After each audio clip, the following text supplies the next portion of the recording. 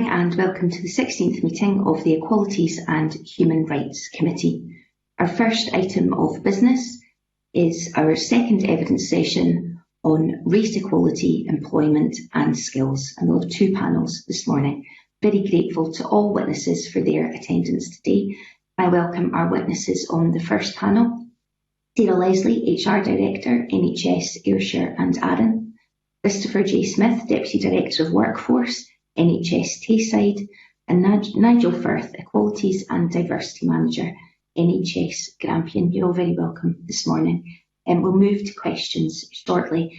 I would remind members, if your question is addressed to a specific witness, please identify that witness by name.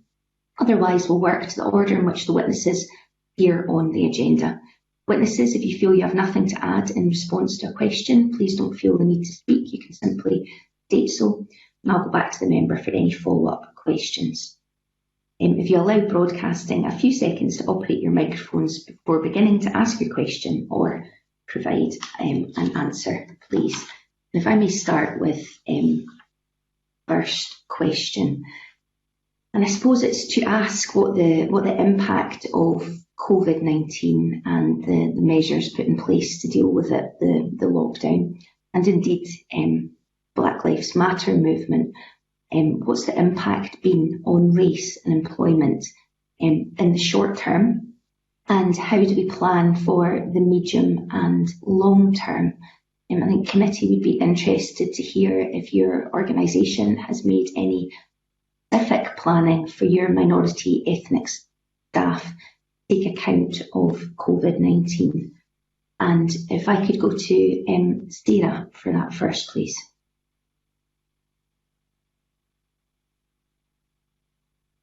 Okay, we seem to have lost Sarah, so if I may go to Christopher for that question. Christopher.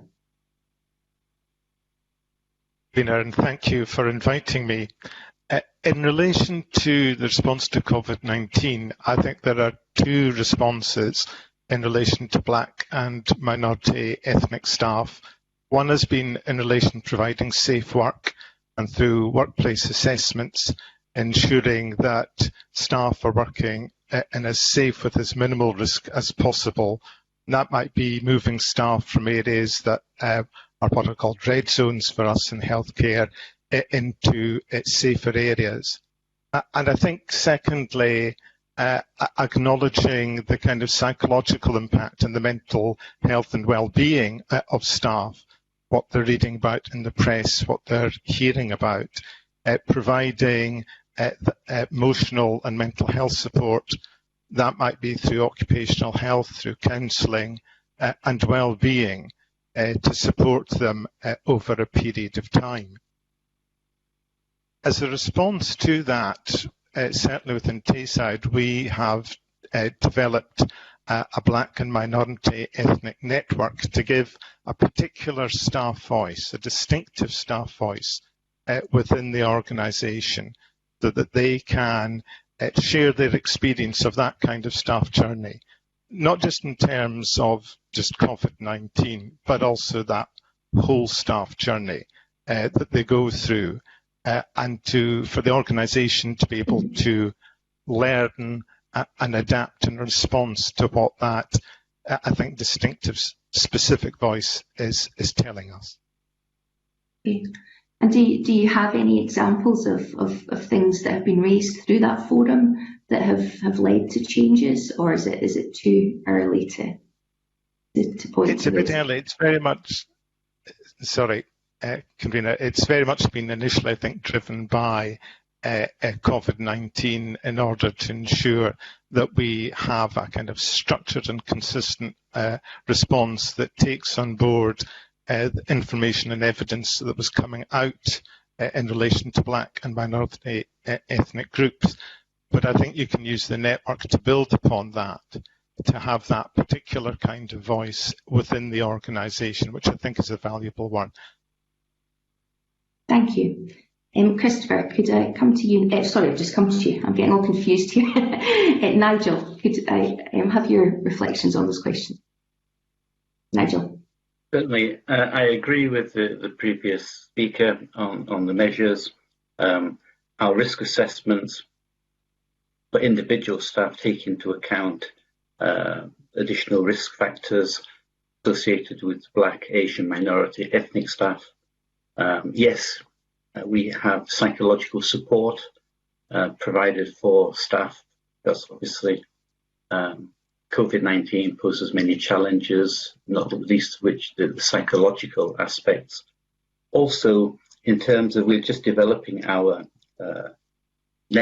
support network, and we've had a series of meetings with the University of Aberdeen because we're looking to put together a joint network, because obviously we have a lot of Black, Asian, minority, ethnic medical students receiving training and in our hospitals, and we are concerned to make sure that they have a network of voice and support mechanisms as well. Thank you. And can I bring in Fulton McGregor now, please? Fulton. Thank you, Convener, and good morning, panel. I don't know if the panel were aware of last week's session, but I wanted to follow up on a line of questioning I was asking around institutional racism. I want to ask the current panel if this is something that they consider to be an issue within their organisation, and if so, what actions have been put in place to tackle it? If we can see, we've temporarily lost Sarah, so if we can go to Christopher, please, for that. Fulton's questions there. I think there are perhaps three aspects to that. One is about having the correct processes and policies in place that have been a quality impact assessed in relation to recruitment within the NHS. We've very recently introduced a new process called Job Train into that. In terms, the second element would be, I think, in relation to training particularly for managers and those who are making perhaps key decisions, and if you take recruitment as one of those, so training for managers to avoid issues like unconscious bias. And I think thirdly, there is the broader culture piece within the organisation, developing a culture which is inclusive and embraces diversity as a strength within the organisation. And things that we've done within NHS Tayside is developing a network of diversity champions, for example, spread across the organisation to promote that message. So I think it's a combination of culture, training, clear policies, a quality impact assessment is one of the approaches that we are taking within our organisation. Thanks for that. If I could follow up just briefly, though, I think that was a good overview of some of the policies and practices you've got in place at NHS Tayside, and I know it'll be similar for other NHS boards as well. But would you say then that with having these policies in place, that you accept as an organisation that institutional racism is a factor and is prevalent? And that's why these practices need to be put in. Is that something that you would accept as an organisation? I think we always have to be constantly on our guard in terms of the organisation and constantly being proactive in what we're doing in relation to that to address those issues. So I think that's why it's important. It's not just focused specifically around recruitment or recruitment training. It's about having something for the broader culture of the organisation that ensures that the whole culture embraces diversity and inclusion. Okay, Convener, I'm not sure if Sarah's back, but I'm wondering if she is, and the other panel members, if anybody else is wanting to comment on that, and specifically, as well as maybe talking a wee bit about the policies that are there to tackle it, if there's an understanding that institutional racism is a factor that at play. Okay, if we bring in Nigel on those questions, please, Nigel. I don't recognise the term institutional racism in terms of NHS Grampian. What I would say is that there is a massive amount of formal monitoring, courtesy of the Equality Act 2010, Specific Duties Scotland Regulations 2012. So in terms of those formal monitoring, in terms of recruitment, training, promotions, we are very thorough in our application of fairness and equality. We also, in the last financial year, did face-to-face training for over 2,500 of our staff. So we have a very comprehensive training programme. And within the NHS, we have a thing called KSF, Knowledge and Skills Framework, which for the vast majority of staff is mandatory. And one of the 6 core elements is equality and diversity. We also, equality and diversity, impact assess our policies, strategies and reorganisational proposals, which is a requirement for all public bodies in Scotland. What I would say is we are as good as our weakest link. And we have to have layer after layer of people who know what is acceptable and what is not. And that's the intention of the training, because 50%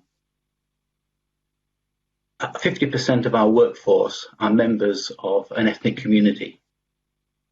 Racism is an exceptionally corrosive and destructive force, with 50% of our staff members of an ethnic community, and that's using the Scottish Parliamentary Human Rights Commission definition. Then obviously we are very, very anxious to address any issues, and we do address issues.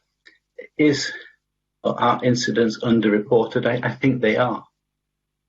There are situations where patients perhaps make a racist comment to a clinician. The clinician deals with that, but then doesn't report it. So I think it is an issue in terms of not the formal monitoring, but in terms of some of the day-to-day interactions. And that's the area where we're putting in a lot of work and effort at the moment. Nigel, can I just ask, obviously all those sort of outputs are very important, but you said there that 50% of your workforce are black or minority ethnic. What's the sort of makeup of your senior management team within the organisation? We have a wide range of people of different ethnicities at a senior level within the organisation. And these are the kind of information which I've submitted previously. So we are diverse. For example, our board is, we are a diverse organisation, not just in terms of race, but our senior management team is split 50-50 male-female, as is our board. So we are very much aware of the need for, but one thing I think we are very keen to do is every time a board position becomes available, I get early notification of that, and I circulate that through our network and our partner agency, the Grampian Regional Equality Council, and we actively encourage applications from people of different ethnicities and diverse ethnicities, because we have to represent the society in which we live. And in Grampian, our local ethnic communities and our population are approximately 15%. So we are very much aware that we have to reflect the local ethnicity and makeup. Okay, thank you. That's helpful. Sarah, welcome back. I think you're back online now. I wonder, did you get a chance to hear any of those initial questions, or will we repeat them? Could you please repeat them for me? That would be much appreciated. Thank you. I'll just go back to Fulton McGregor to give his line of questioning. Fulton. Thanks, Convener. Welcome back, Sarah. The question's on institutional racism and what role that you think that it plays within your organisation, and what actions. Well, firstly, what role you think it plays, and then what actions you've taken as an organisation to address it. Sarah. Thank you for the opportunity to respond. In terms of NHS Ayrshire and Arran, we acknowledge that as a workforce, We have a higher density of medical and dental colleagues who are from a BME background, but looking at the diversity of our workforce, there is still much to do in terms of engaging with communities. And I think positioning NHS Ayrshire and Arran and NHS Scotland as a good place to work and as a career opportunity. So we have policies and procedures. We deal with incidents of racism in a very proactive and a supportive way. And I think that just to draw members' attention to our active work around Hate Crime Awareness Week. So we are going to be, or we're running a series of webinars within our board, which will be absolutely drawing to everyone's attention the importance of this issue, that there is a zero tolerance approach for racism, and that as a board, we view diversity as a rich opportunity, because if our workforce represents our communities, we deliver better services because we have a greater understanding of the needs of communities and how to engage with a real mix of groups. So I think in terms of response, we absolutely have a role to play. As a board, we are doing some community work through our local authorities. We're engaging with the head teachers of all of our 3 councils.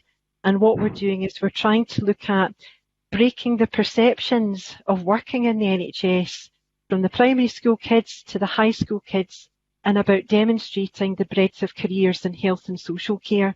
And I think that work is really important, because if young people understand that the NHS is a good place to work and it has opportunities through our learning and development and through our educational links to local colleges, then people are more likely to apply. Our application rates are probably lower than what we would wish, other than the medical and dental. So looking at our stats, we probably have about 14% of staff applying for medical and dental, which is really good. But our throughput in terms of other grades of post could be much better. So I think that we have got a role to support. We have to look at that through our partner agencies, and we have to set the right culture and tone, that this is not an organisation which tolerates any form of racism or discrimination, and that we proactively campaign, we support and we engage to deal with those issues and to help create the culture and environment that people will want to work with us. Thank you. Fulton, are you content? Yeah, I'm content, Kevin. I thought that was a really reflective and open answer, and thanks to all the panel for their extensive answers. Thank you. Okay. Alex, I see that you were wanting in on a couple of specifics, but I think we've probably moved on a bit, so I'll get you to mop them up when I come to you in questioning. If we could go to Mary Fee next, please. Thank you, Convener, and good morning, panel. This is not the first time that this committee has looked at the issue of race equality, and there has been a varying degree of success in some of the things that we've looked at. And it has been suggested to committee that a more effective approach would be to have a public accountability event where public bodies attended evidence sessions, and they could be scrutinised by both the committee and by race equality organisations to go into a bit more detail about what they do and what the situation is in relation to diversity in their workforce. So I'd be keen to hear the panel's views on those kind of events and whether you think there is benefit to be had in having one of them. Thank you, Mary. If we could go to Sarah first, please. Sarah. I think the suggestion is incredibly powerful and reflects where we are as a public sector community in Scotland. We need to try to move from single engagement to broader engagement, and working with local authorities and voluntary sector to do scale events, using the benefit of COVID, which is webinars and technology, to do that bigger outreach. And I think to have a consistency around about how we're working together. One of the benefits of coming today was seeing that the breadth of different experiences that organisations are working on. So I think the opportunity to share learning, to engage constructively with those communities, to answer the public test, which is about what are you doing, and this is our views. I think it's really complementary to the way we want to build our engagement in NHS Scotland and improve our services by including local populations and groups and hearing things as they truthfully are. So that I think we would welcome that as part of our engagement approach and the opportunity to learn and work with other colleagues across public sector bodies. Thank you. Thank you. We'll just move through the panel if that's all right, Mary. Are you content to do that? That's absolutely fine, yep. Okay, Christopher. Thank you. I would agree, I think, with Sarah in what Sarah has said in terms, I think I would agree, an element of challenge as to what we are all doing.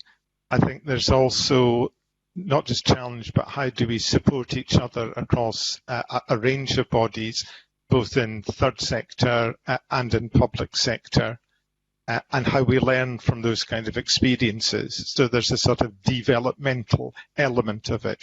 So there's an element of challenge to public sector organisations in terms of what they're doing and what more they could be doing, but also that kind of support and development that enables that to happen or facilitates that. And I think that would therefore be mutually beneficial, both for public sector organisations, but also for the groups, other groups that have a particular interest in this area. Thank you. Nigel, can we come to you, please?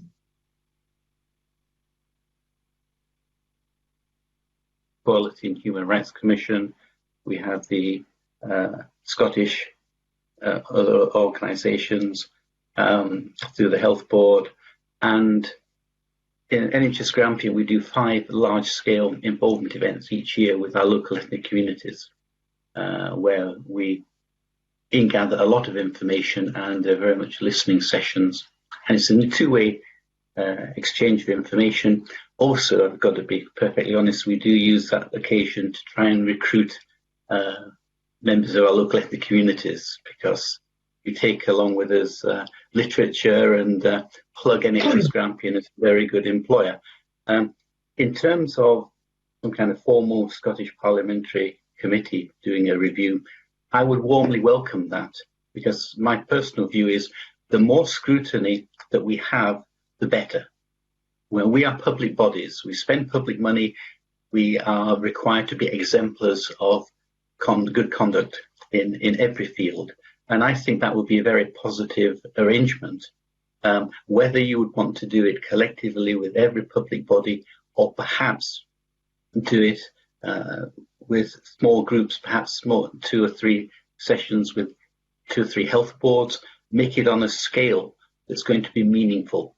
Because if you have through Teams or Blue Teams or whatever, 50 or 60 organisations, that I doubt would be scrutiny. I would suggest maybe there are too many public bodies in Scotland to do it at an individual level, but certainly if there were 3 or 4, say, health boards at a time, and the questioning and the pre-visit and the pre-interview or meeting questionnaires were thorough, I think that would fulfil a very valuable function. So I'm very supportive of that idea. Thank you. Mary. Thank you, and can I thank the panel for those responses. And I was particularly interested in the responses from both Christopher and Nigel, because they kind of touched on an element of this that I don't have a concern about holding an event like this, but I think we need to be very clear before we go into an event like this that we have a very clear objective about what we want to get out of it.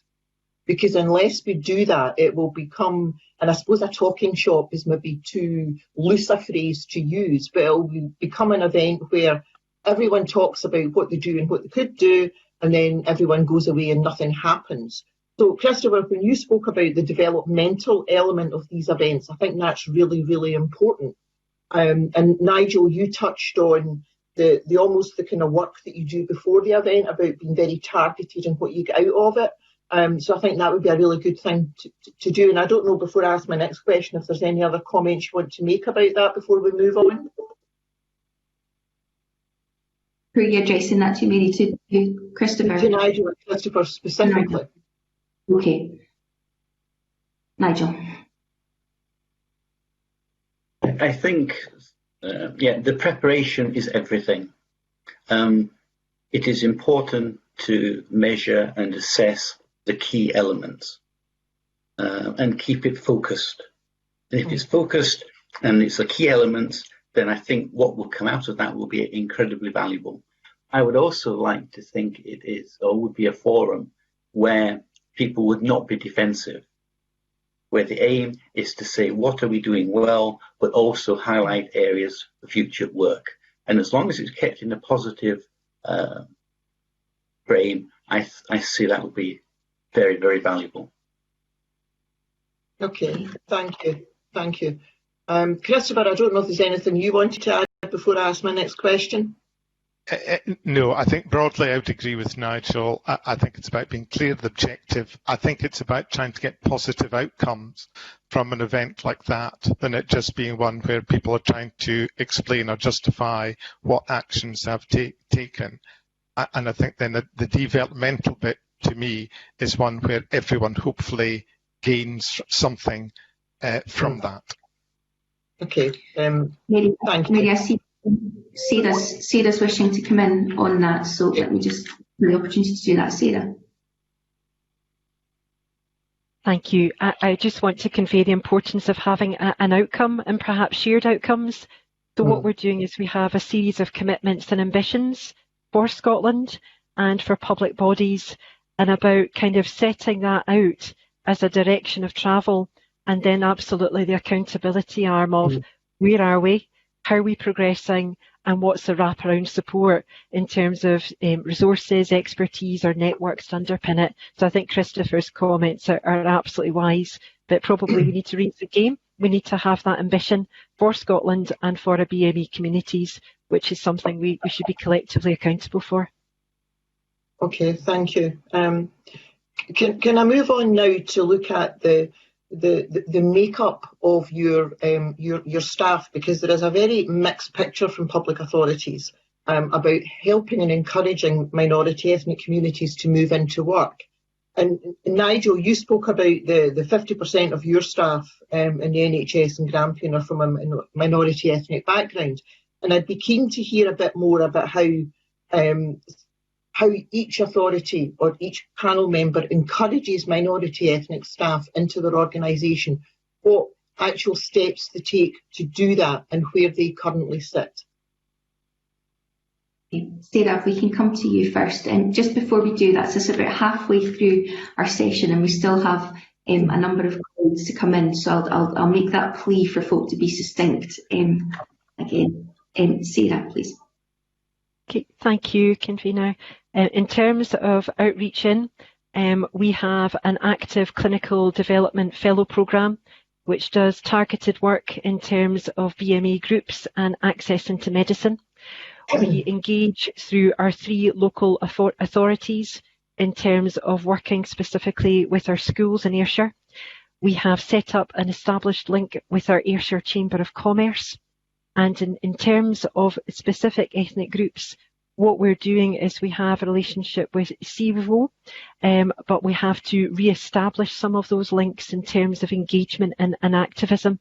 So looking at how are those groups forming, have they reformed, are there new ways of working?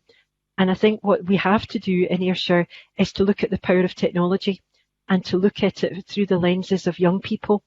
So our efforts and endeavour in quite historic ways of engaging with young people, bulletins, newsletters, we absolutely know through working with young people, that's just not getting to young people generally, but from a BME point of view, we need to really talk to the communities, understand what's hitting, use the tech and be young person friendly. And that's something that all public sectors need to kind of move with in terms of change of pace and design. Okay. Can I bring in Mr. on that, please?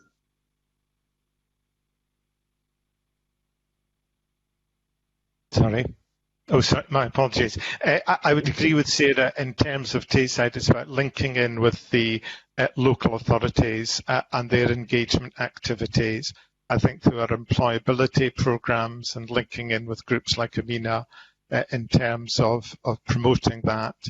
And as outcomes of that, giving people guaranteed interviews to enable people to have opportunities. But I think it's trying to, through our networks, having those that voice with the black and minority ethnic staff about working within NHS Tayside, that there's a bit about recruitment as you first come into the organisation, but also what happens once you're in the organisation. And in terms touching upon that, the discussion about development and appraisal and career progression. So I think it's for us trying to give that distinctive voice and not just be a passive listening, but to expect challenge from that, and also to be able to respond to that. Thank you. Nigel, please. The high standard of healthcare in the 21st century, we have to recruit worldwide. Because 50% of our staff are members of a Black, Asian, minority ethnic community, often they are the best recruiters for us. Because if somebody is applying from out with the European Union, often there'll be a phone call to friends or former colleagues within NHS Grampian. What's NHS Grampian like as an employer?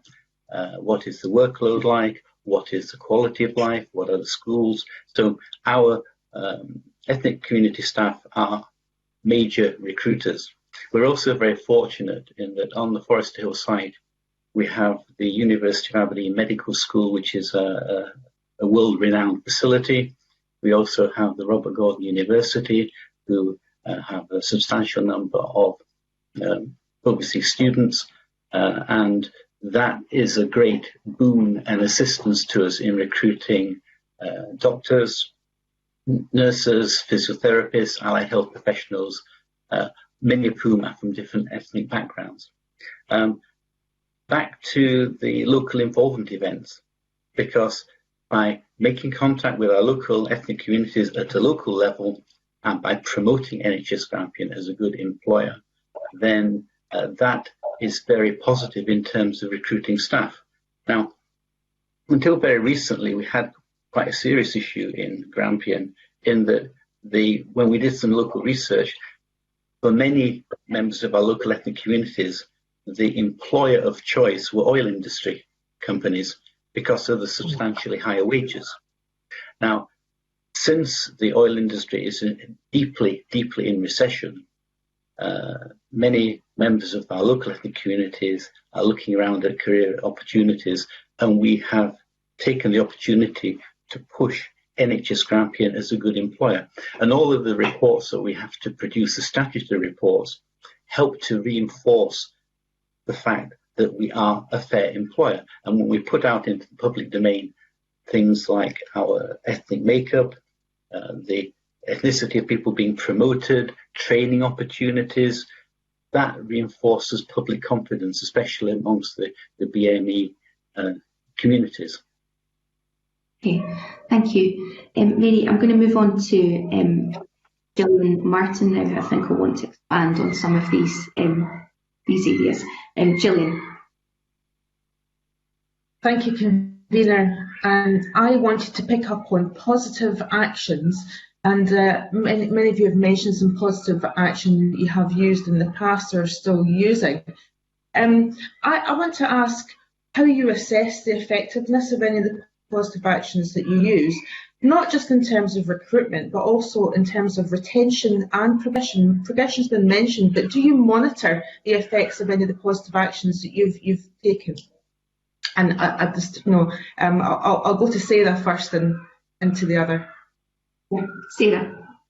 Okay, many thanks. In terms of evaluation of our metrics, we do scrutinise our data. What we haven't done, and what I think is an area of development, is mapping that career journey.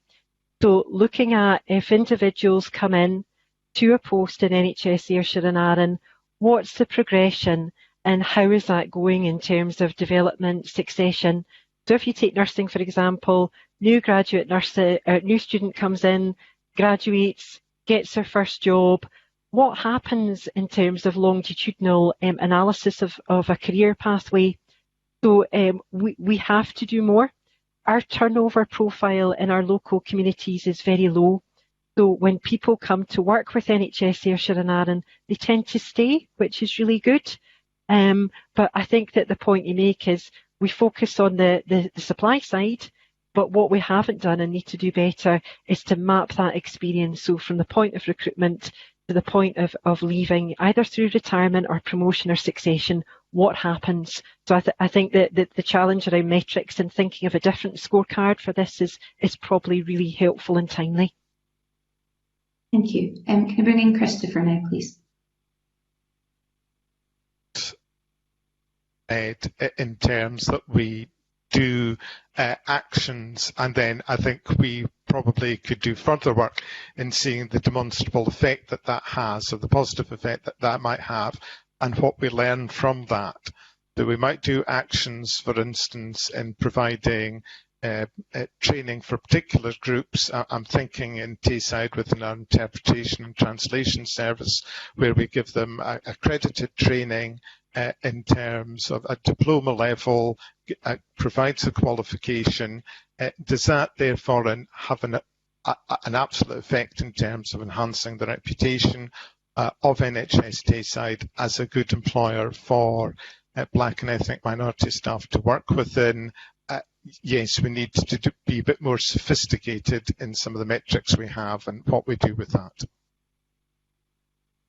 Thank you. And Nigel, please. Okay. Part of the Equality Act 2010, specific duty scholar and regulations 2012, which I think is the superb piece of legislation produced by the Scottish Parliament, is that we have to produce a thing called an Equality and Diversity Workforce Monitoring Report annually. Part of that report shows the ethnic makeup of NHS Grampian. It then shows the ethnicity of new starts. It also shows the ethnicity of leavers. And that is a good indicator of whether our retention policies are fair. And if there are anomalies highlighted by that, then we will go into great detail to find out why. Also, we have a system for exit interviews. For the last few years, there have been far more new starts in each category than leavers. We look at exit interviews. We want to know who, what, when, and why. Somebody's leaving the organisation for promotion. If they are retiring, fine. If they're leaving for another reason, nicely, we want to know why. Thank you. That's helpful. Gillian, are you content with those answers? I have one further question, because we had representatives from equalities organisations last week, and quite a lot of them said that they'd never been invited in to do any kind of assessment with any public bodies around around what was effective. I mean, can I ask you all individually how you might have engaged with any equalities external third sector bodies to maybe cast their eye over the processes that you've used and their effectiveness? Sarah, please. Quality impact assessment process. I'm just going to pause you for a minute here. I'll just remind panel members, if you just give it a beat, a couple of seconds for your mic to be turned on, because we're sort of missing first words that you're saying. Sorry to interrupt you there, Sarah. We have the equality impact assessment process. So where there are strategies and where there are policies, we would do an EQIA and engage with the groups and stakeholders. So I think that would be the mechanism.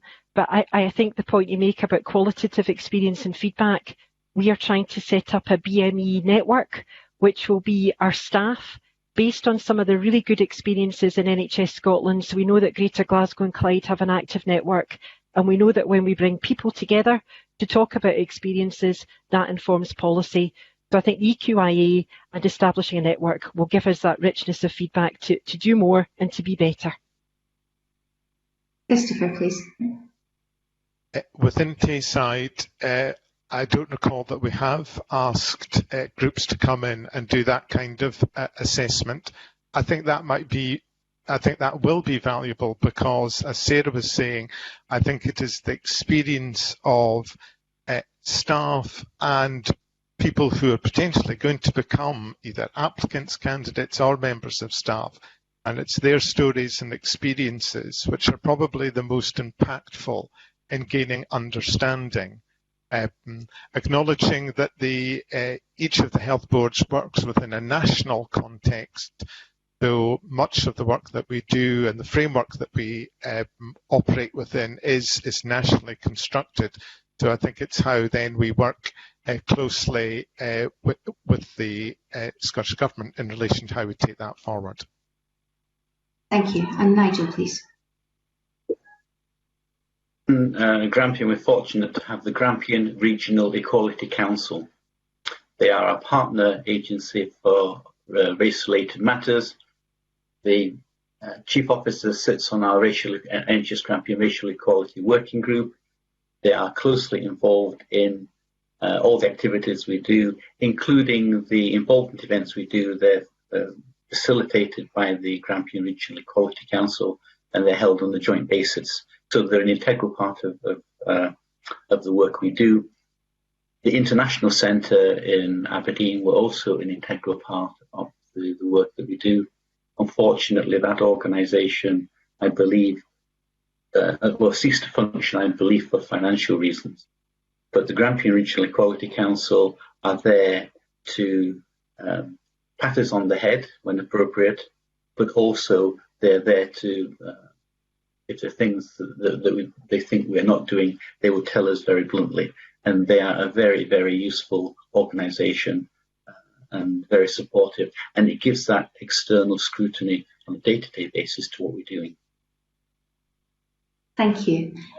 Gillian, I'll move on now. Can I bring in Alex Cole-Hamilton? Alex.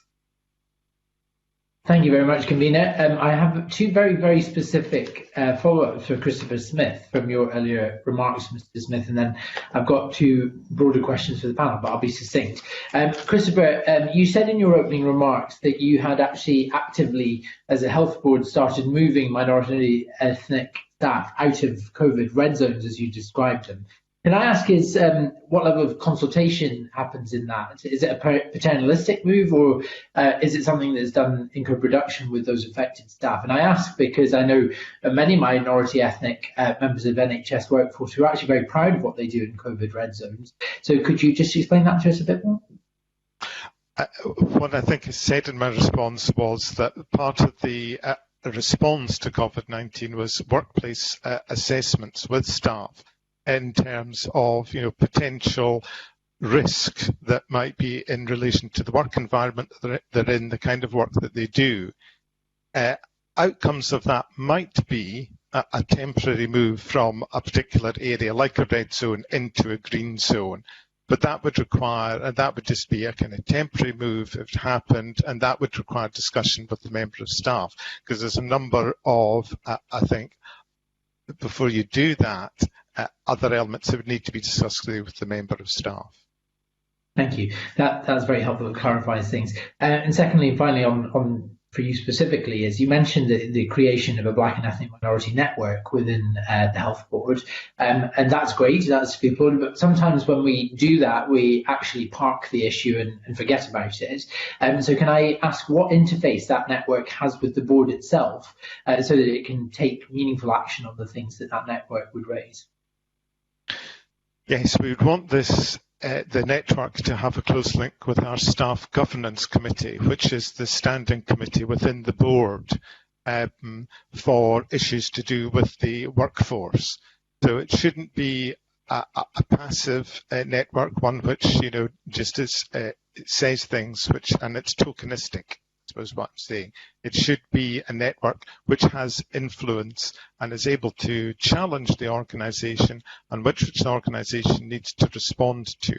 And one would like to think that the board, as part of its scrutinising role, would wish to ensure that the organisation has listened to that particular distinctive voice, both for that group and for other networks that we hope to create.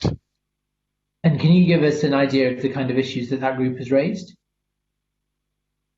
At the moment, as I said earlier, it's very much around the kind of COVID-19 response. I think the issues, for instance, I think the evidence we submitted, we talked about issues like a reverse mentoring scheme and involving the network in that and how they can work with us in kind of co-creating that. Thank you very much. And my final question, which will go to, is a double header, and it goes to all panelists, is firstly, how does your organisation ensure that when you go through recruitment, that you have a clear way of identifying the reasons people are unsuccessful at application? And then the second part of that question is, do you think we should be legislating to improve minority ethnic representations on our public boards? And Thank you, Alex. We'll go to Sarah for that first, please. Sarah. Many thanks for the question. In terms of our unsuccessful analysis, yes, we do a look back in terms of ensuring that the competencies for the post are absolutely suitable. And we look at where there perhaps may be individuals that continuously apply for jobs but just don't seem to get shortlisted. We could do some one-to-one follow-up, and that may be signposting or referral of those individuals just for even some basic help round about recruitment applications. So we would look at that, and in particular those that are repeatedly applying but not getting interviews. In terms of your second prompt, I think that to ensure that Scotland has a diverse public life and that the voices that make decisions are all heard, I think that those imbalances of seniority and who is on boards and how we look at that would be welcome, to make sure that we have representative organisations that have the heartbeat of the organisation and are connected to communities. Because we are a Scottish population, we have got our population pressures, but we have communities which we need to support in terms of engaging in public life. Thank you. Thank you, Sarah. Bring in Christopher, please. Much that Sarah has said, I would say that boards should be diverse. That's important in how they scrutinise and hold the organisation to account. Whether legislation is the best way in which to do that, to ensure we have that encouraged the black and minority ethnic community to be engaged and involved and be part of the public appointments process. The work that needs to be done in that, because I think that is important to therefore how the organisation functions. Thank you. And Nigel, please. Okay. When it is deemed a post requires to be filled, there's a process to be followed. There must be an accurate job description produced, and the essential qualifications and experience for the post are identified, as are the desirable. Then that goes out to advert in appropriate media. When the applications come in, the biographical details are separated. So the panel doing the shortlisting simply have the qualifications of the individual and the statement in support of application. So again, we're trying to remove any opportunity for unconscious bias in terms of ethnicity, in terms of sex. Then we have the interview panel, and again we're talking about the panel of people, and then they use a points scoring system. So all of the candidates get the same questions, and obviously supplementaries are permitted, and then the panel have to agree on the scores, and we take that forward. Now, if a candidate is asked for feedback, that can be produced, and there are occasions when we've anonymized the score sheets and made those available to the candidates so that they can see that the process has been fair and open. There was one example I could draw on where we noticed that 4 individuals from a particular ethnic community had made multiple applications for posts and been unsuccessful, and that stuck out like a sore thumb in terms of our monitoring. What we discovered was that these 4 ladies were applying for RGN, Registered General Nursing posts. They were working in nursing homes in Aberdeen City, and they were what we would call a healthcare support worker. But in the nursing homes, they are often called nurses. So they were applying for registered general nursing posts. They were not registered general nurses, and they had no opportunity of being shortlisted or being appointed. So what we did as a learning point for that was, in our adverts for registered general nurses, we made the registered general nurse requirement much clearer and much bolder. In terms of legislation, the Scottish Parliament have massive powers, which I think I use very appropriately. We are a public body. What you wish to achieve in terms of balance can be achieved, I think, by a process of scrutiny. I would feel sad that as a public body, we had to be legislated to act in a fair manner. Okay, thank you. Alex, are you any follow-up on those? Are you happy? Okay, thank you. Okay. Alison Harris, please. Good morning, panel.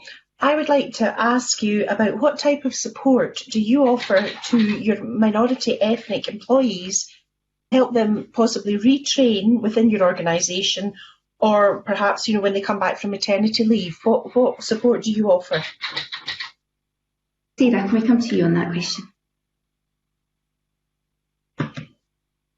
Thank you for the question. In terms of support for BME staff, if we have new graduates or we've got individuals that are looking to progress or maybe deal with a specific work issue, we'd look at mentoring and we'd look at coaching, and we'd look at an individual arrangement that would help that individual with a challenge, an issue, or to get them job ready. When we have individuals that are coming back from maternity leave, I think it's really important that we acknowledge that confidence is sometimes an issue coming back from having family or a period of career break, and just ensuring that we have that keeping in touch arrangement so that in the run up to coming back to work, people don't feel excluded from what's been going on, that we do the phasing in terms of departmental orientation, that we give the support of a manager or mentor, talk through changes in clinical practice or what's happening, and that we review it.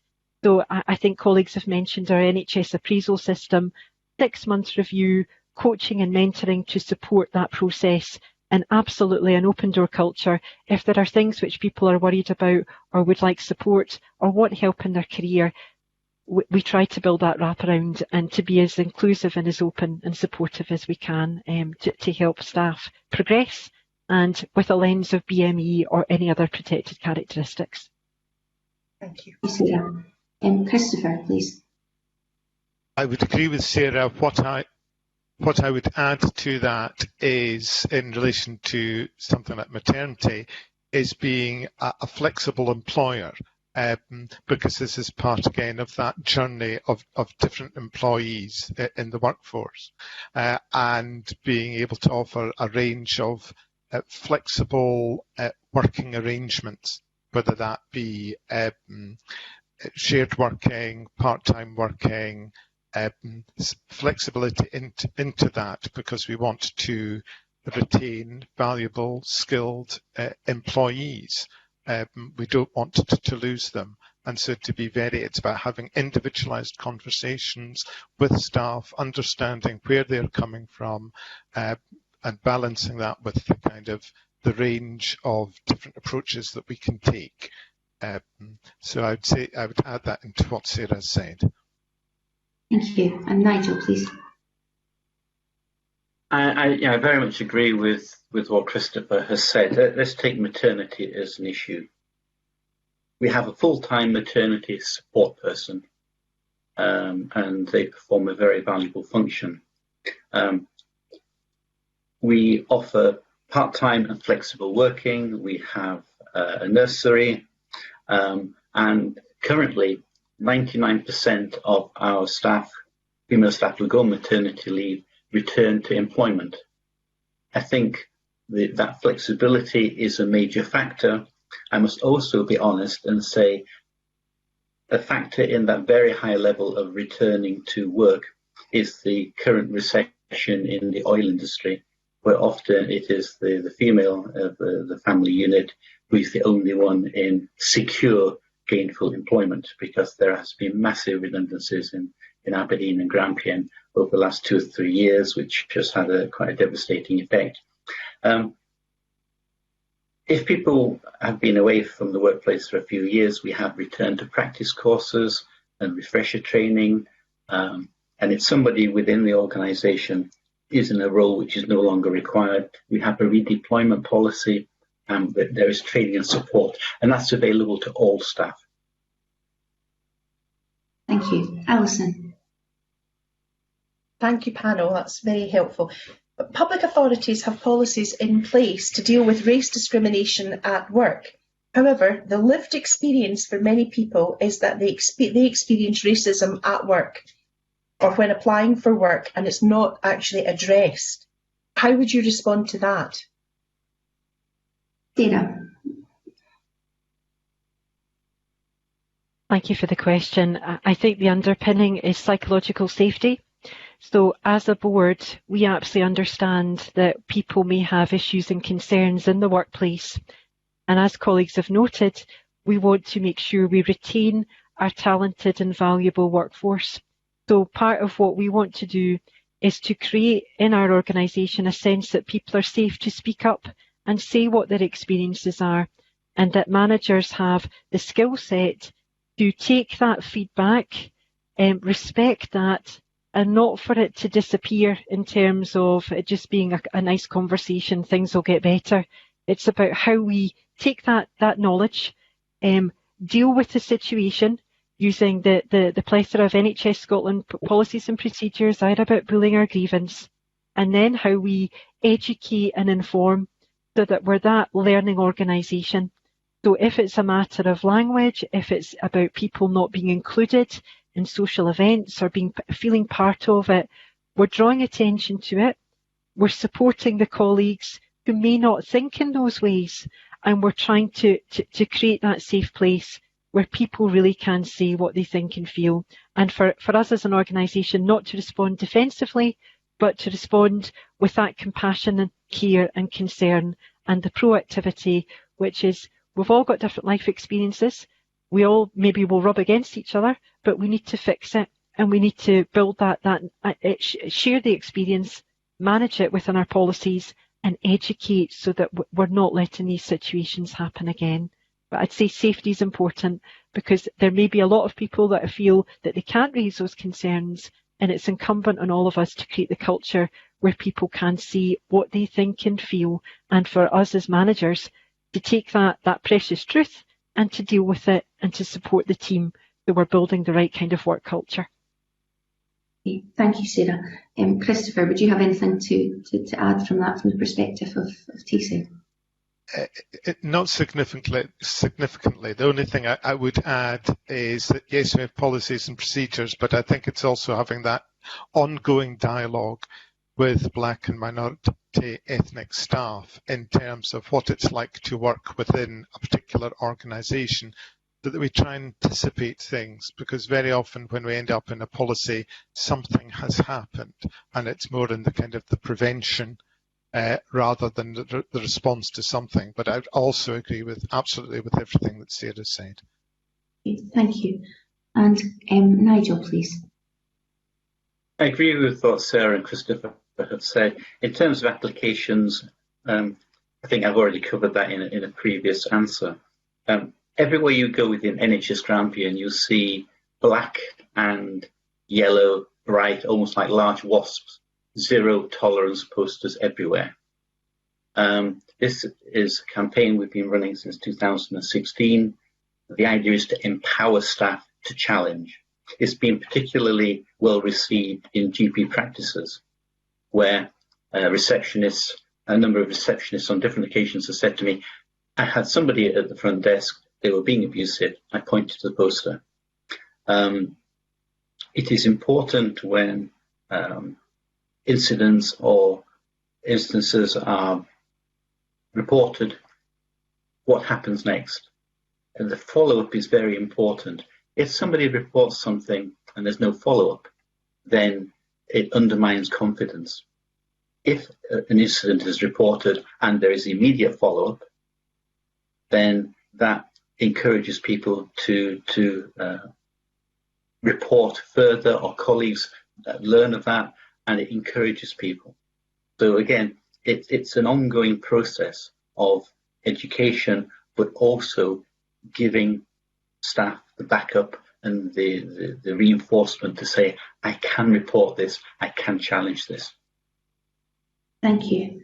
Alison, are you content that we move on now? Content, thank you, Convener. Okay, Alexander Stewart, please. Thank you, Convener, and good morning, panel. Training is vitally important to ensure that we engage and have a diverse workforce. And we've heard from other authorities that have shown a very mixed picture about how that's provided. Some talk about mandatory training, some talk about face-to-face, with others online and optional. So can I ask each member of the panel, what training does your organisation provide to encourage and ensure that you have a diverse workforce? Thank you, Alexander. Sarah, can we come to you first, please? Thank you for the question. In terms of our training, we have mandatory equality and diversity training at the point when an individual is onboarded or recruited to our organisation. So that has been successful. It's an e-learning module that basically sets out for every new start, these are our equality and diversity commitments. And it ensures that from starting your working life here in Ayrshire, you're clear about what our values, our behaviours, what's acceptable and what's not. In terms of ongoing training, colleagues who are managers and have a recruitment management responsibility would be trained in terms of ensuring that they have the relevant equality and diversity in recruitment training. And then we have other training options for those colleagues that are involved in service redesign, or indeed have public engagement community involvement tasks. So looking at what you need to do to engage properly, understanding the board public and staff engagement commitments, to make sure that when people are starting out in a task or an activity, they understand the policies, the procedures, and most importantly, the method of doing so.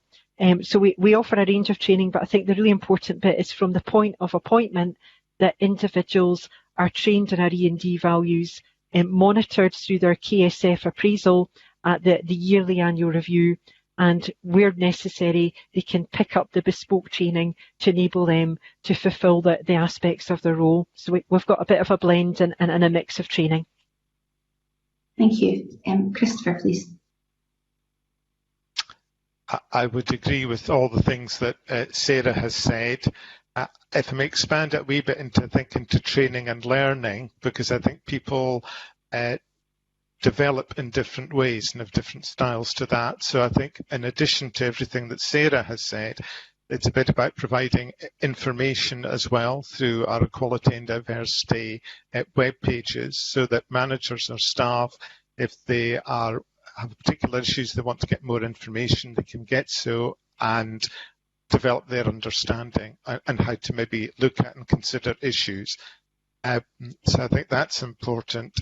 And I therefore think one of the things we're looking at with an NHST side is something like a reverse mentoring, because you get learning from experiences like that.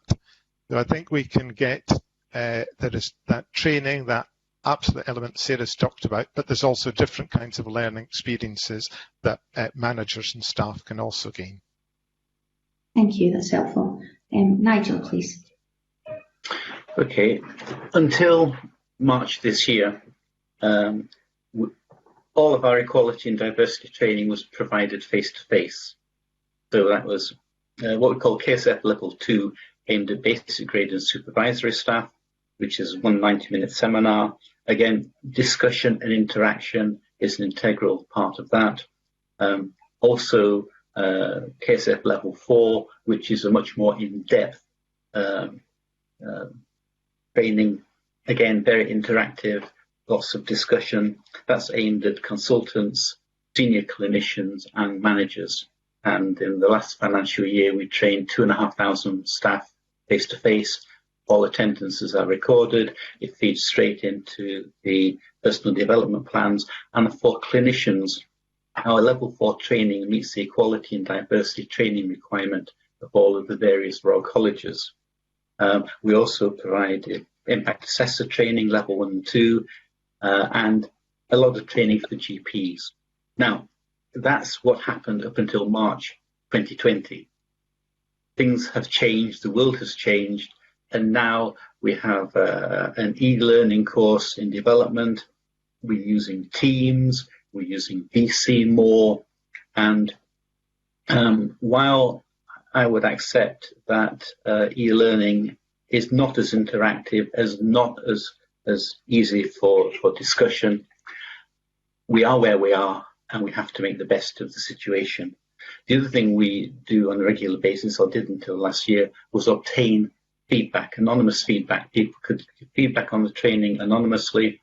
They could submit at events, and we use that feedback to amend and update the policies, but also the training that we provided, and the syllabus was updated. Because this is quite a dynamic field, the syllabus for each of these training seminars was updated every month.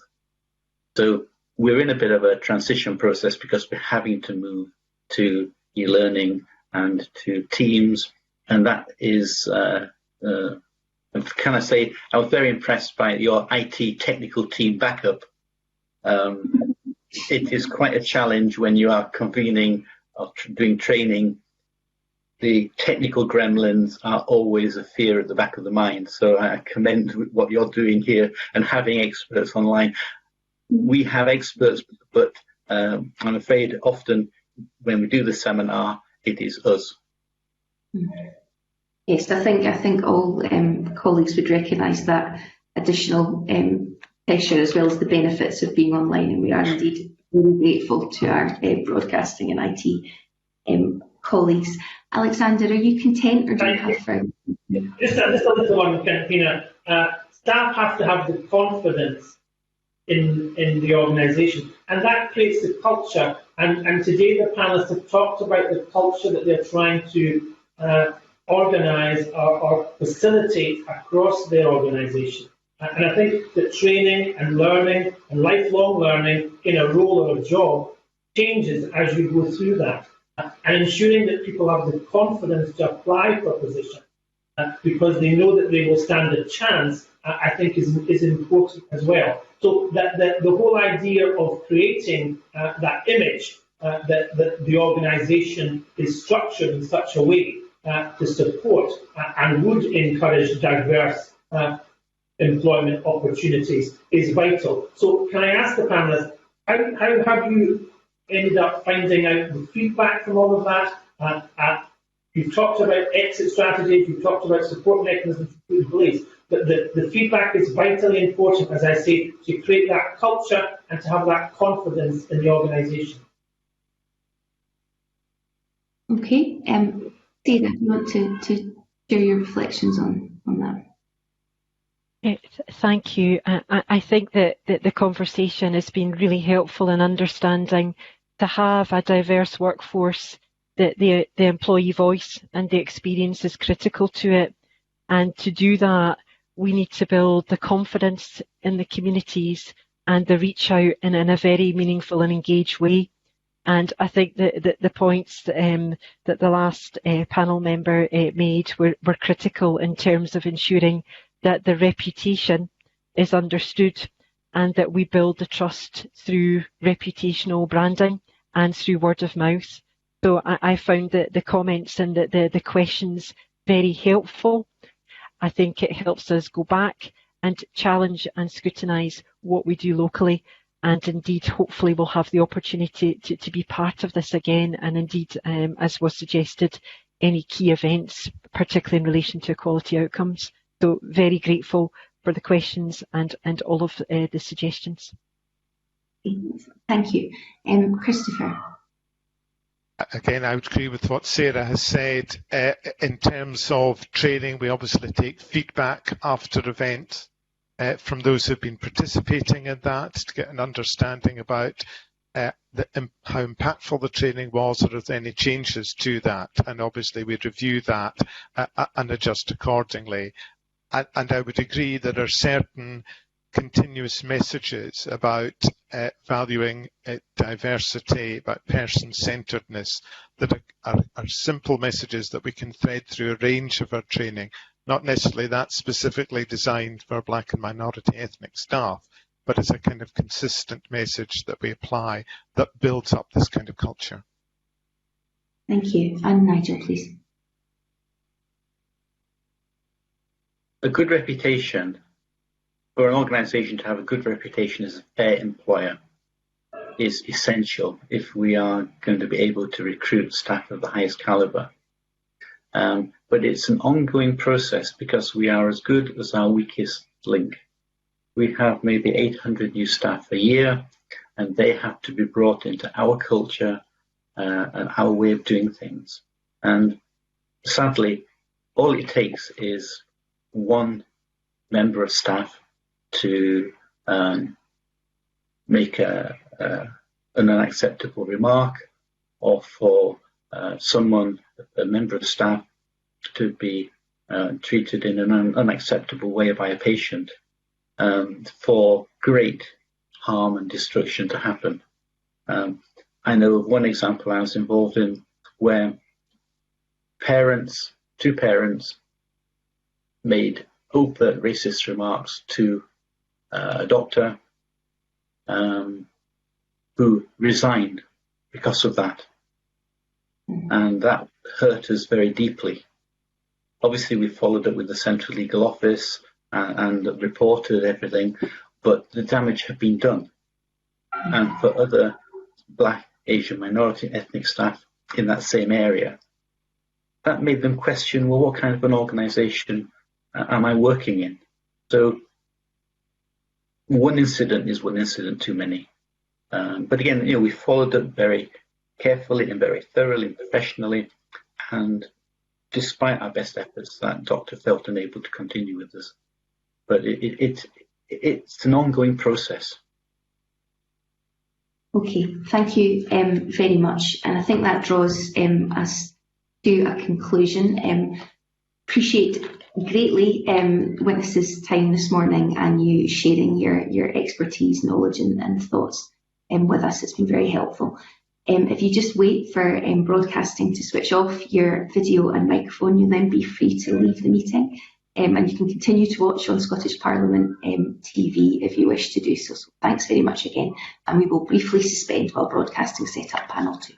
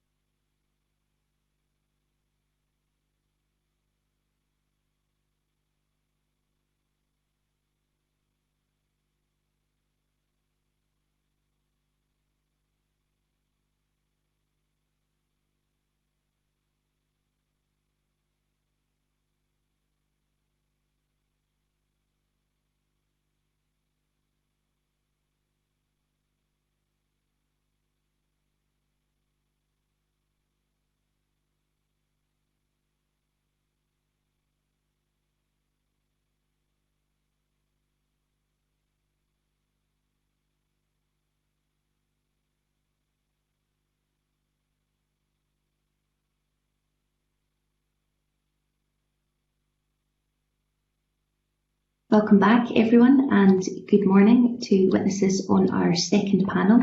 Agnieszka Davrin, Head of Human Resources, SQA, Melina Valdivira, Equalities Advisory Group, NASUWT, and Caroline Anderson, Director of HR, Skills Development Scotland. Thank you very much for joining us this morning and for finding time to answer our questions. If I may, I'll just quickly repeat how session will continue. I'll invite members to ask questions and remind members that if their questions addressed to a specific witness, identify that witness by name. Otherwise, we'll work through the order in which witnesses appear on the agenda.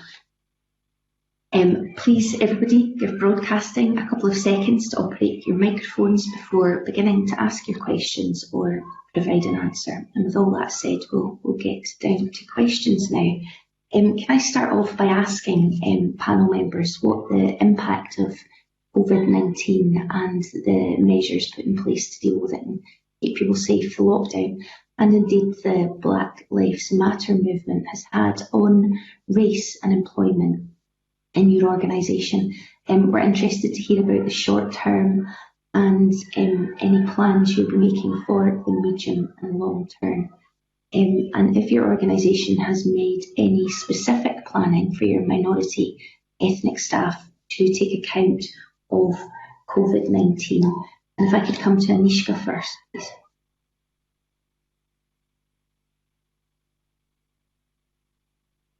Thank you, Convener. Good morning, everybody. I take it as two separate questions, the Black Lives Matter and also the COVID. Starting from the COVID, we have at the very early days when the lockdown happened, made impact assessments on our various groups, protected characteristics, and we didn't find that the BME members would somehow be affected in any different ways than anybody else. So basically our evidence does not support that at this stage, certainly. The one element that we have identified pretty much across the board is potential impact on mental health, of feeling isolated and from colleagues and also from the society in general. And we have run a very wide scheme of various interventions. We have run programs where people were able to sign on and listen to, or in fact ask EMT and ask the directors and ask any questions. But we also ran a number of interventions by our OD team, specifically to do with mental health with the coping mechanisms, also how to stay in touch, how to keep socially in touch with the colleagues in the situation, and how to work together in this whole new environment. And we have found quite a big uptake. And in fact, we have run 2 post surveys just now.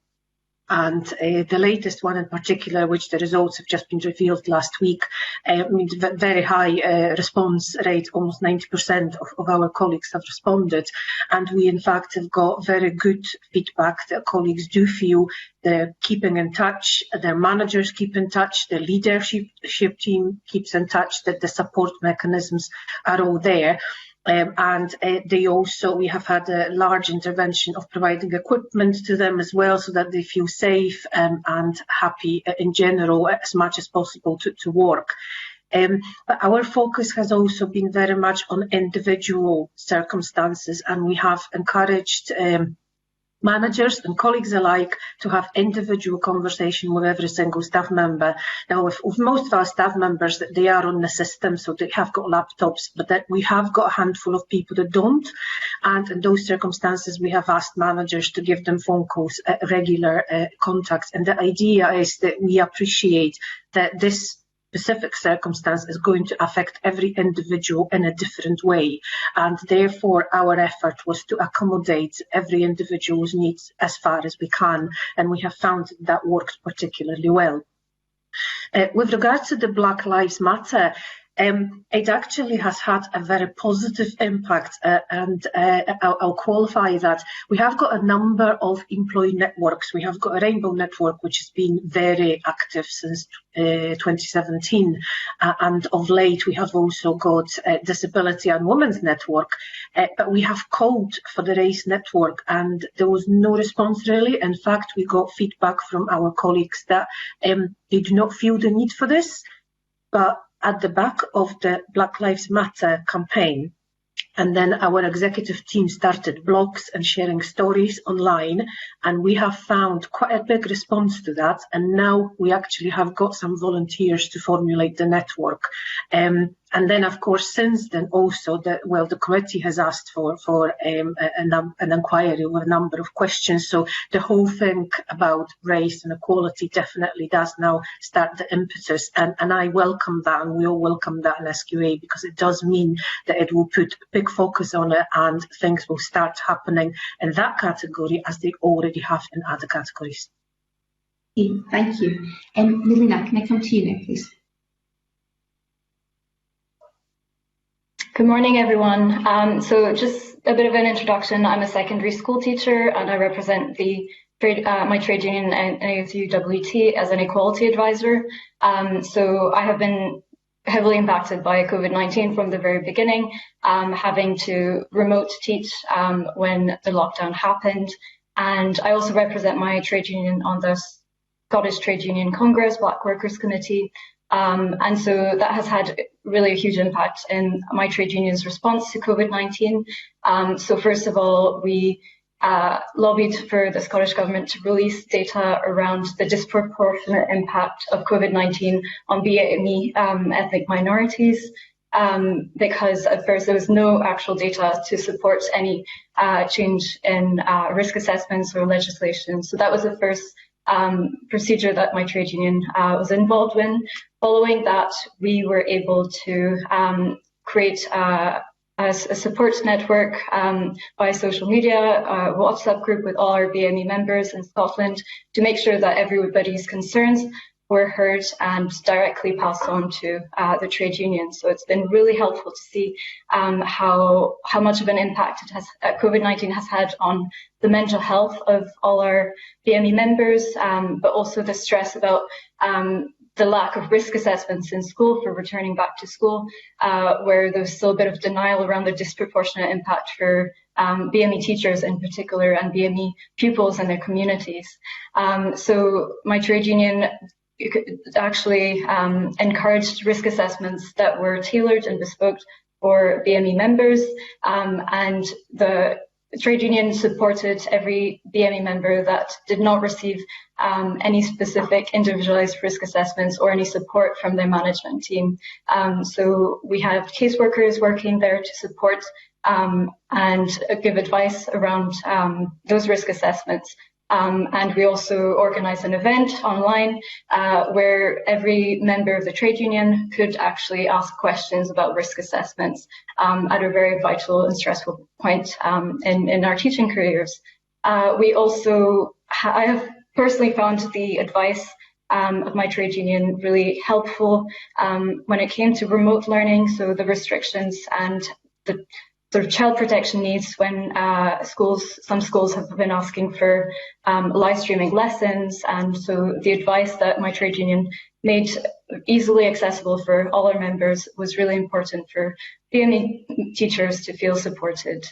On top of that, we've also been gathering responses through a big survey for all Scottish teachers, but also gathering data for BME teachers in particular to see what their experience of going back to school has been like, how supported they've been feeling, and whether they've had individualized risk assessments and support for returning to school safely. And so, yeah, I think that there has definitely been a huge mental health disadvantage for BME teachers who have not only found teaching very stressful, but also been affected by multiple people in our communities who have been personally affected by COVID-19. When it comes to the Black Lives Matter movement, I was very pleased to see that my trade union has engaged with the movement very actively. So This year, I'm very proud to say that we've had the very first Black General Secretary and Black President in our trade union, and they have been very vocal about anti-racist education, decolonising the curriculum, so really paying close attention to the issue of anti-blackness in education and how that needs to be challenged within education as a whole. So we've been pushing for calls to decolonise the curriculum, and over the summer some of these Black leaders have actually been involved in organising a conference around decolonising the curriculum, where we had open discussions about anti-blackness in education and what all teachers can do to make sure that they are addressing these issues. Thank you very much. And Carolyn, please. Excuse me. Good morning, everybody. From our perspective, all our employees moved to remote working as we went to lockdown. So the main emphasis for our staff was around making sure they had access to wellbeing support, signposting, resources, settling into remote working, but also being able to make sure that we could all keep in touch. Some of the things that we looked at included recognising parenting and challenges around juggling multiple people in houses, trying to work from home. So we put in place recognising that it was challenging for people to be able to do their job while juggling work-life commitments all happening in the household. So we put in place arrangements for staff to be able to request special leave reduction in hours, which wouldn't impact on their pay, but it meant that they could confidently manage parenting around a set hours and concentrate at work at the time they could make their contribution. And that meant that they felt they could still make that contribution without worrying about juggling between the two.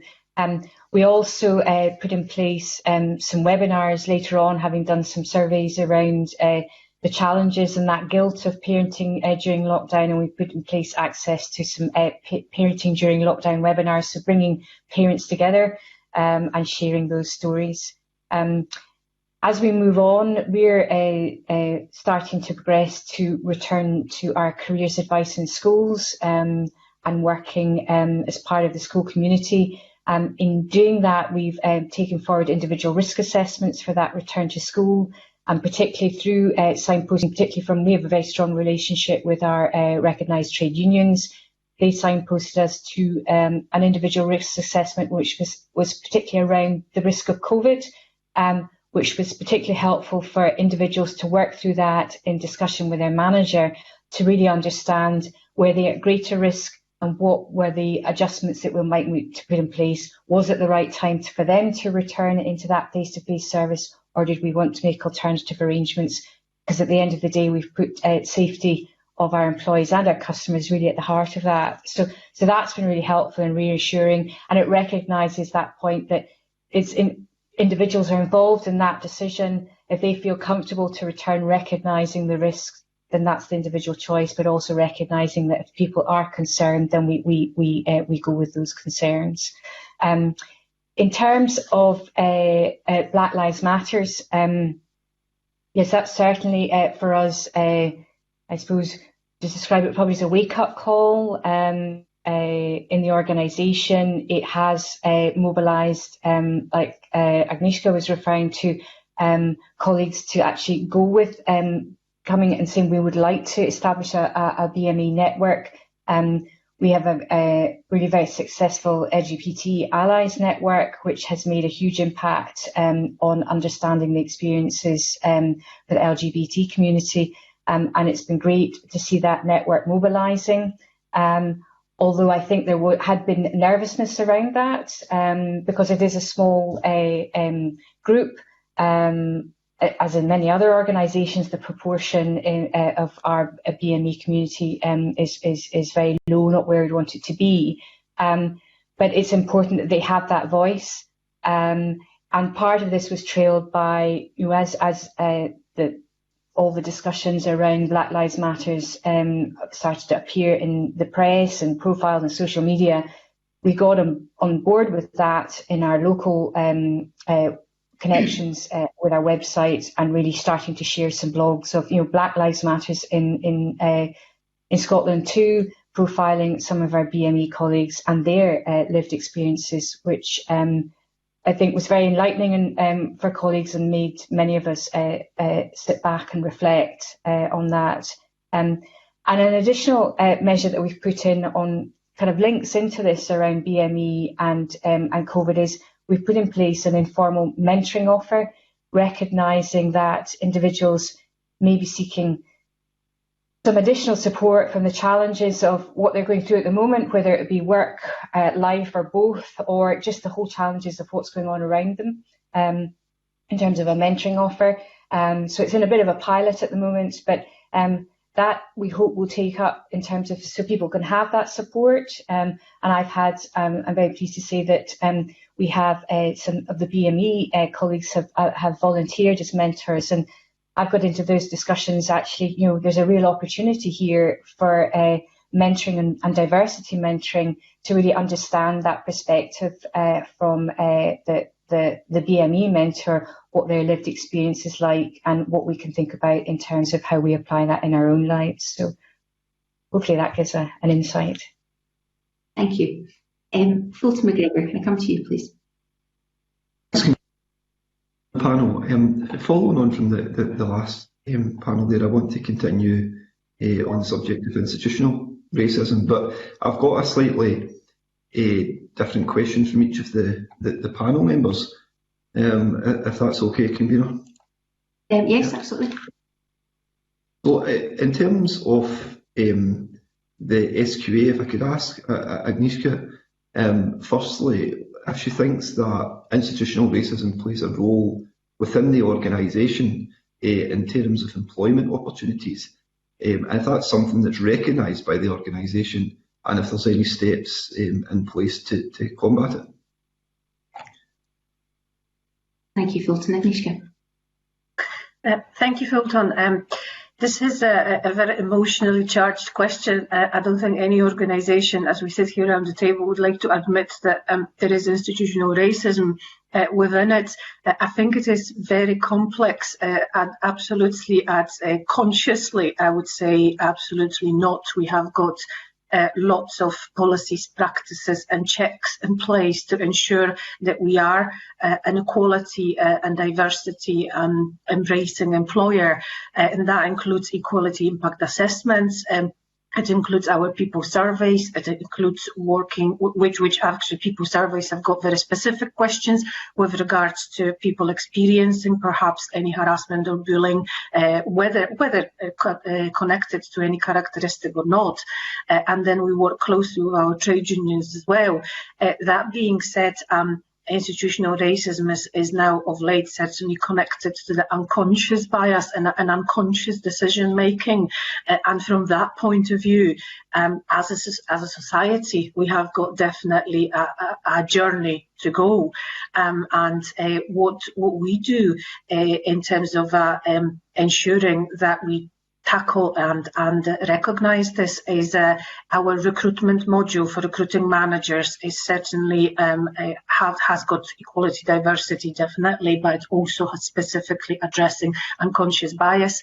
Now I have noted in the committee summary of the evidence that quite a lot of race-based organisations consider the unconscious bias training as tokenism, not necessarily addressing the actual practices, and what they do say is it's all about changing behaviours and changing the culture.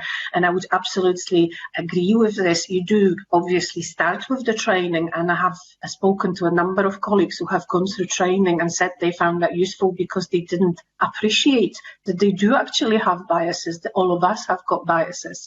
But then in practice, tackling this, we very much work on the base of practical solutions, and where we very much hope to work with our BME network once it gets up and running to help us with this, but also with other organisations in public sector, but also race-based organisations. How do they find what are the practical barriers that people are having, practical solutions? And they would quite often come from the society barriers. Quite often people would, from BME background, would perhaps be from underprivileged society levels as well as the socioeconomic background. So it is not something, it's very complex. It's not something that we in employment can address as such fully, but of course this is the place to be doing that as well. Thank you. Thanks very much for that very full answer. Turning to Melina, if that's okay. In terms of your trade union, is institutional racism something that you in the union recognise within the teaching profession? I suppose specifically as issues in terms of recruitment of teachers from BME communities and also promotion? Is that something that's a concern? Is there anything?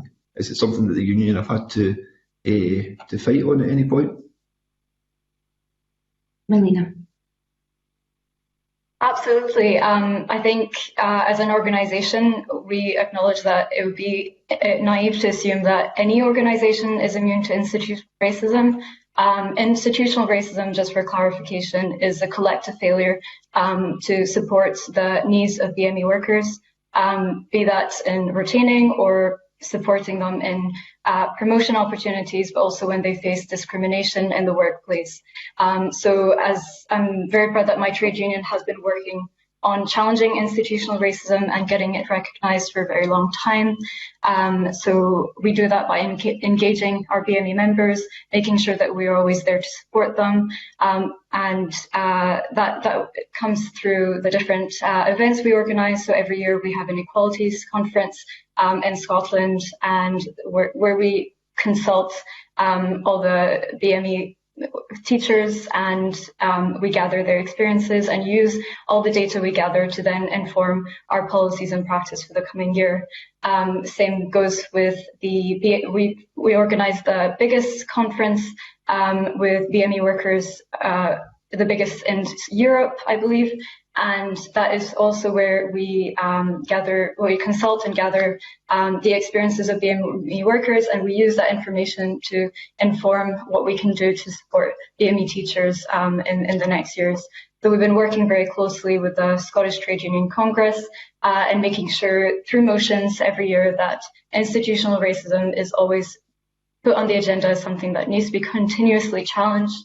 And that has been essential through the work of the Scottish Government Working Group on Teaching in a Diverse Scotland, which released a report in 2017, I believe, which actively acknowledged that there is institutional racism in the education system. And in order to dismantle it, to challenge it, it is important that we work collectively to make sure that we retain BME teachers and we support them in their promotion, and we make sure that we're recruiting more. So currently, BME teachers across Scotland make up about 1 or 2% between those numbers, and we should really be at 4% at least. So that is an example of institutional racism. We are failing our pupils by not having a diverse representation that is reflective of the Scotland we live in. And part of that does involve making sure that we work collectively both to support BME teachers through mentoring programs. So the Scottish Association for Minority Ethnic Educators I'm happy to announce that it's formally endorsed by Education Scotland for a leadership and mentoring program. So it's a national network that is going to be supporting BME teachers who are currently in the workforce. And on top of that, we are also considering the importance of developing more training. We've mentioned unconscious bias training. It's definitely not the only thing we need to be thinking about. We need to think about racial literacy of white leaders, people who have power, who currently do not always have a critical understanding of how racism works in the workplace and when it comes to promotion and retention. Thanks very much. Can I have a quick supplementary on that as well? How many BME teachers are in I suppose, the ultimate promoted position, but within a school environment of head teacher. Is that something that you're able to answer? If I remember correctly, I think there's only one. I was just going to say, I don't expect you to have those figures off the top of your head, so. Yeah, I think it's just one in Scotland as a head teacher, and I think it's in a primary school, so not very much. Okay, thank you very much for that. If I could move then to Carolyn, in terms of Skills Development Scotland, is institutional racism something that you recognise within Skills Development Scotland? Firstly, I suppose, as an organisation, but secondly, is it something that you actively keep in mind when setting up your programmes and the various work that you do? Lots of very good work. I'm a big fan of Skills Development Scotland. And one of the things that the organisation CREA told us is that often society comes from the wrong angle on this and looks for deficiencies within the ethnic minority communities themselves rather than coming at it from the other angle. Is that something that you would recognise in your work through Skills Development Scotland? Thanks. Yes, I think it definitely needs a fresh look at, and I'll explain it from two perspectives. So we have quite an ambition to be a fair work employer, and we're very passionate around that, and we work actively with our trade unions. But it's about trying to make sure that, well, actually, we think we are, but are we? And we commissioned a PhD internship which just started just as we went into lockdown, to really give us a bit of academic rigour and speak with a cross-section of employees about how they felt SDS matched up under each of the dimensions of fair work. And in doing so, they connected in with some of our BME colleagues. And one of the key findings from that was that those individuals didn't feel they had a strong or effective voice. They didn't feel comfortable. So it points back to that psychological safety. And they also felt that they didn't have the same access to progression. So they didn't have the same opportunity to progress in work. The feedback around working in the organisation was positive, but it's that aspect. So they might be polite and say it's not institutional racism, but I think there are issues there.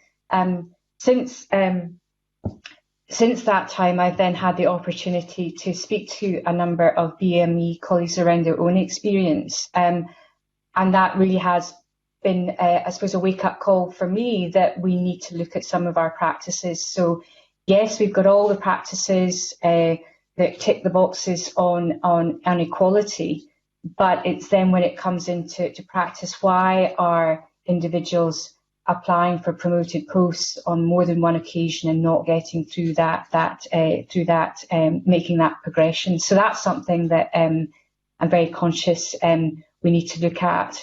And I think it's really, for me, it's understanding those employee experiences. For all the policies and procedures, I need the feedback from the BME colleagues, and I need to take it on the chin and be open to that, because I need to educate myself. And that's what I have said to the individuals, that you need to educate me on your experience, because what we might talk about is, what they've explained to me is that they might go through a process and be unsuccessful a role. They'll get feedback, but they've got this nagging doubt at the back of their mind that, was it because of the colour of their skin, or was it because of their accent?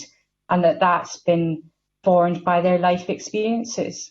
So that's something that we'll actively be working with those colleagues to see what we can do. It's about what we do in practice, and making sure that we have a different view on it and understand and evaluate some of those practices in a different way. So for me, it's starting to look at it differently, but it needs to be informed by the voice of the employee that has that lived experience.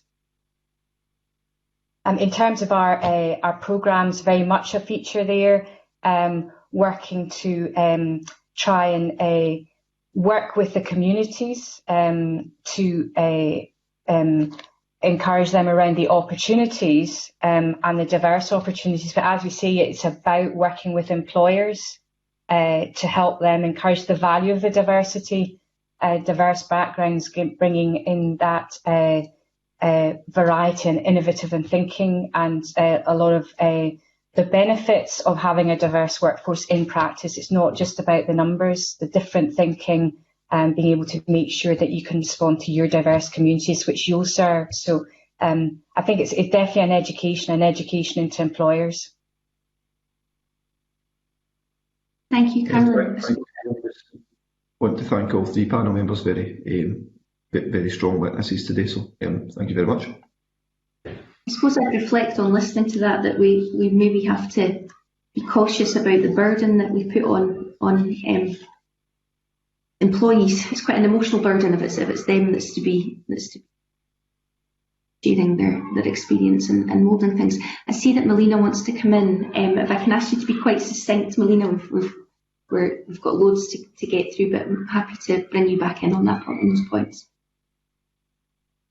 Thank you, Ruth. It was actually just to emphasise the point that you just made. As a woman of colour, I have found it extremely draining over the past years to be consulted from various organisations, not necessarily my trade union, but I've seen that organisations keep asking for us to put in the emotional labour of talking about our often racially traumatic experiences of discrimination in place. And if teachers do not see that any change or action is being made, and there's no dedication to actually acting upon those experiences, then teachers are going to disengage. There's a risk of disenfranchisement. And so in my trade union, I've continued to engage because I have felt a sense of agency. I've felt that my experiences have been valued. My expertise have been given many development opportunities to expand on my own research background. And so that's really important and something I'd like to encourage all members of the panel to consider in their own organisations, what sort of development opportunities and leadership opportunities are being offered in exchange of that emotional labour. Thank you very much for sharing that. Can I go to Alison Harris now, please?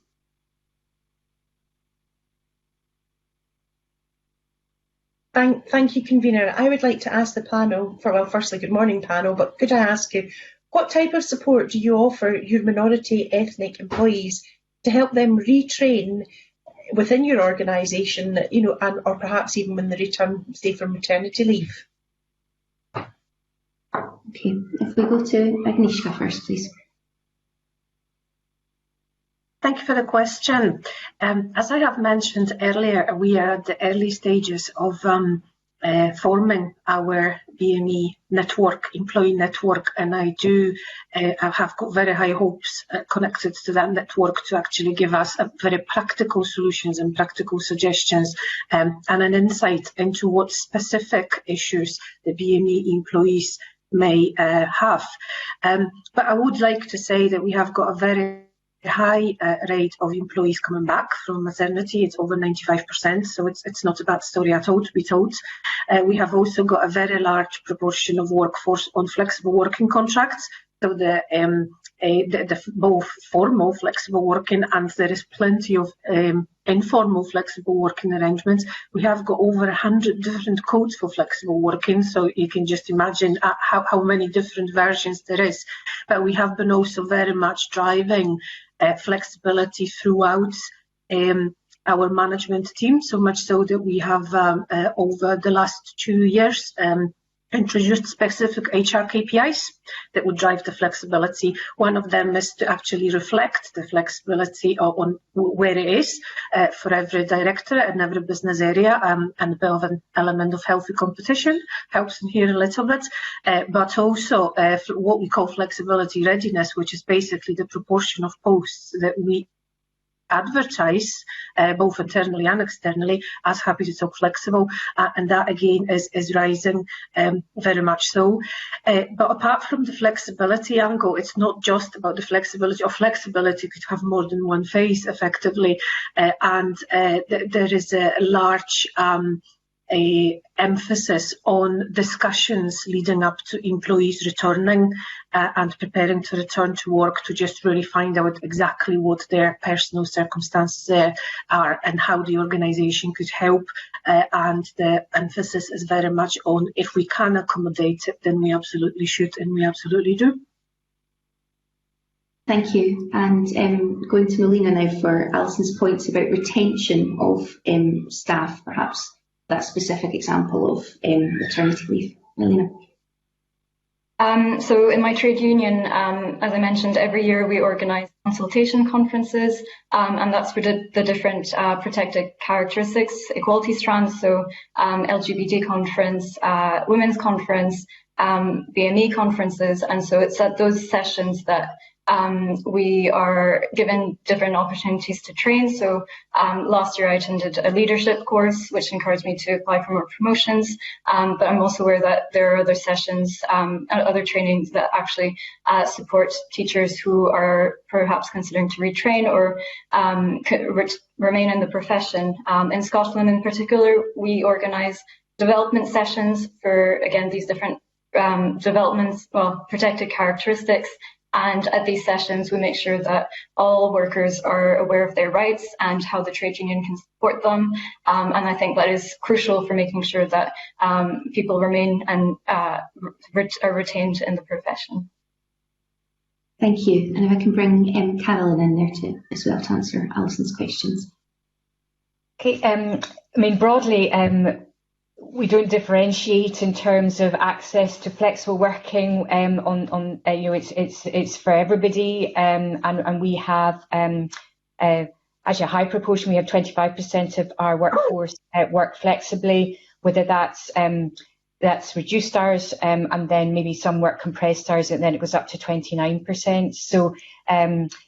So we're very happy to talk flexibly, either as you join the organisation or to accommodate family arrangements. In terms of access to retraining and upskilling, we have a commitment to all our colleagues for a minimum of 21 hours CPD, and recognising if you work part-time, we don't expect you necessarily to do the 21 hours, but we encourage you, it's there.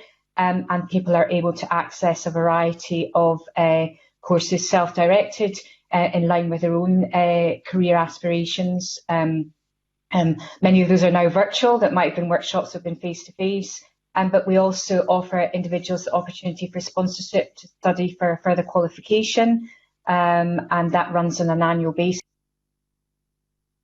We sponsor that, and it includes giving people time off from work to go and do, say, a study day at a college or university, and that's essentially the package around there that's available for everybody. We also support maternity returners in terms of keeping in touch days and easing them back into the workforce.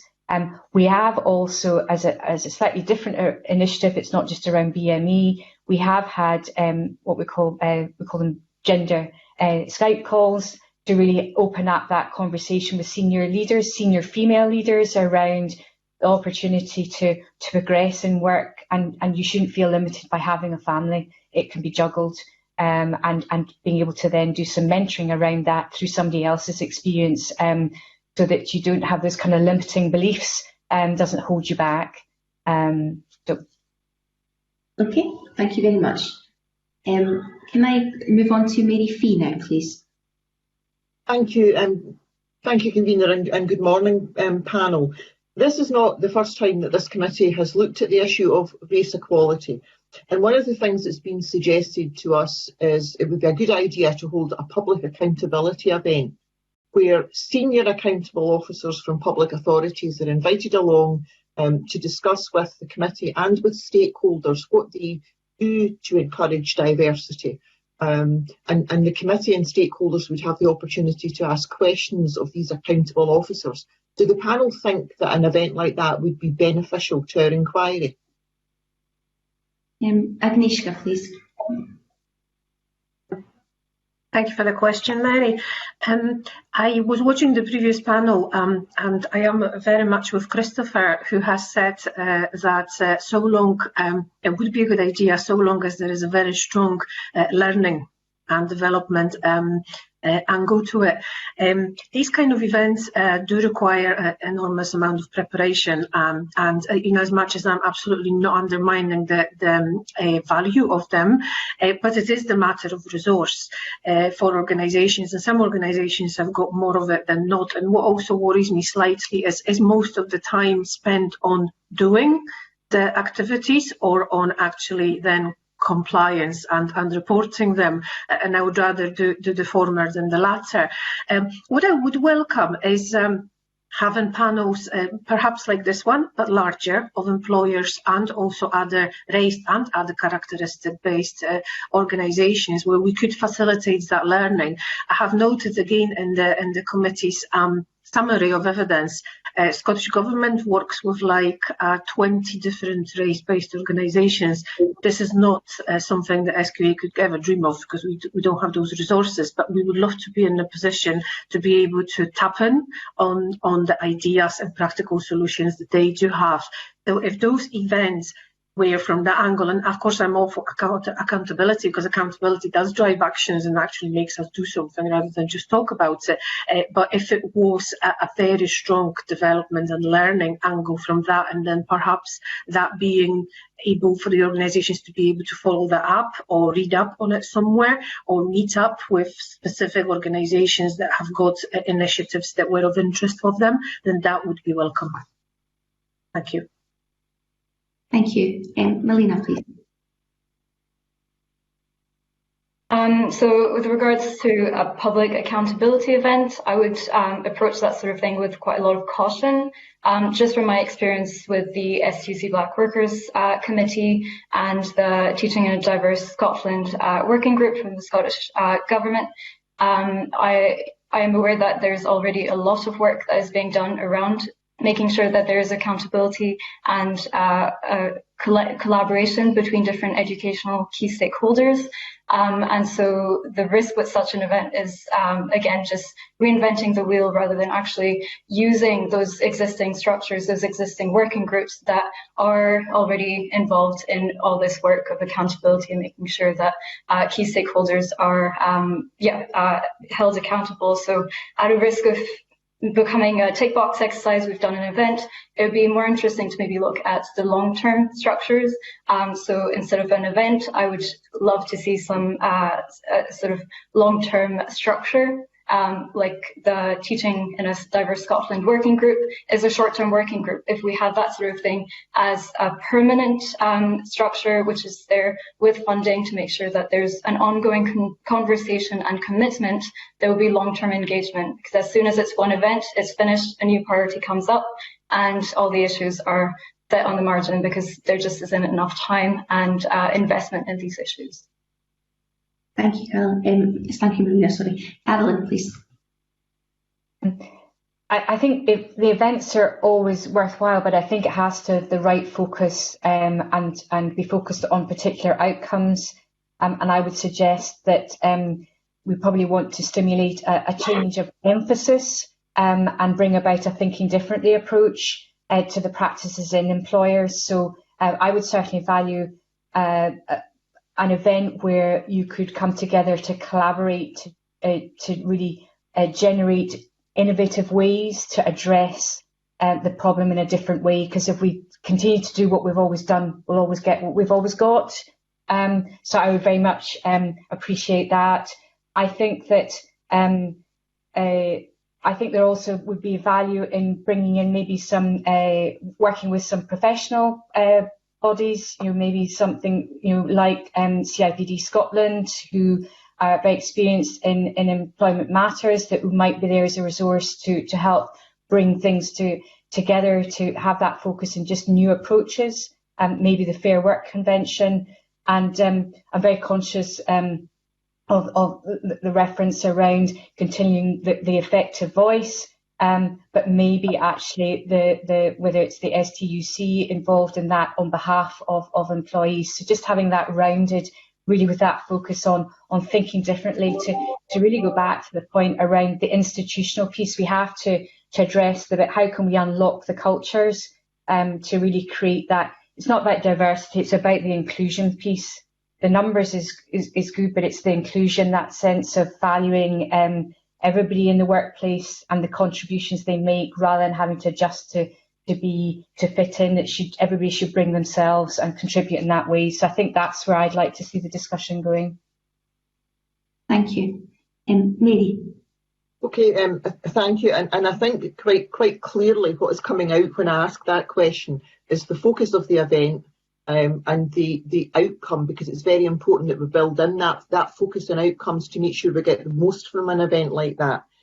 Can I move on to ask you about work that's done in each of your organisations to help increase diversity? And each of you, in answers to questions that have previously been put to you, you've talked a bit about some of the work that you undertake to increase that ethnic mix in your workforce. And I'm not sure if either of you have anything specific that you would want to add from what you've already said, or if you're quite happy to leave your comments as what you've previously made. Okay, thank you, Mary. Agnieszka, would you have anything more you'd want to say on that topic? Yes, Mary. The one thing I would like to add to that is, well, it may be stating the obvious, but in order to increase a representation of any group, you need to know your data in the first place. Now, some people do think, and I have heard comments like that the race is obvious, isn't it? But it's not necessarily obvious. And if you're looking at people of mixed races, then you wouldn't be able to say by looking at them. So you need to have the proper, and neither would it be appropriate for you to be making any assumptions based on the look of people, or their names, or anything of that kind. So what we have been doing is that we were trying to encourage our colleagues to fill out the equality data, so that armed with these statistics, we could then do a proper positive action to where we do believe that there is underrepresentation. And it's just last year that we have changed the HR system. And because we changed at that point the characteristics to update the characteristics for equality and diversity, we did not migrate that data. So we had quite an uphill to start asking employees for filling that out. But I'm pleased to say that we have had quite a large success just now. We're actually in the midst of running a big campaign, and our trade unions were very helpful to encourage the members as well to do so. And we've been doing big campaigns with the heads of service as well, and we have managed to double the amount of data that we hold on the system. Now, that's still nowhere near 100% or anywhere near even that figure. So we will continue doing that, but our focus will very much be on gathering the data, and then armed with that, we can then effectively choose choose the focus of interventions. Where do we go? And we can then also measure it, because we would be able to then set targets and measure ourselves against those targets. Thank you, Agnieszka. Alina, you mentioned several things that your organisation was doing. I wonder if there's anything further you wish to add to what we have on the record already. Yeah, absolutely. I would echo what Agnieszka was saying about gathering data. It's something that we take very seriously, and by using that data, we are able to make sure that everyone feels supported, and that we're able to promote events and leadership opportunities, so encouraging union members to try and become reps in their schools, but also train to become equality reps, and all of these things are provided for free for all our different members. I personally have been given the opportunity of joining the Scottish executive team, and that has given me, again, better understanding of how the trade union works, and how I can see how easily I could progress if I wish to. And I think that is something that the trade union is very good at, leading by example with our current General Secretary and our President, who are both Black. As soon as we see ourselves up in those positions of leadership, we can start feeling more confident about the opportunities out there. Thank you, that's helpful. Carolyn, do you have anything further to add about Skills Development Scotland and actions they're taking? I think the key one for us that's been successful is really working with race equality organisations to signpost opportunities as they come up, or if we know they're coming up. It's proved very useful in terms of our young talent programme, and also in terms of we were able to signpost and encourage work placement opportunities through one particular race equality organisation to bring school pupils in and to get a work experience, and that's really trying to create that pathway. However, our challenge is that we work nationally, and it's trying to work out which organisations operate across Scotland or in that particular locality, so that it doesn't always work for us. But certainly when we can signpost, we do certainly see more applications, and that's helping drive up the successful appointments. Thank you very much. Mary, are you content with those responses? For me to move on? Yes, I am. No, thank you. Thank you. Gillian Martin, please. Thanks, convener. And in the interest of brevity, I would like to pick up one issue, but specifically with Melina and her experience as a union representative.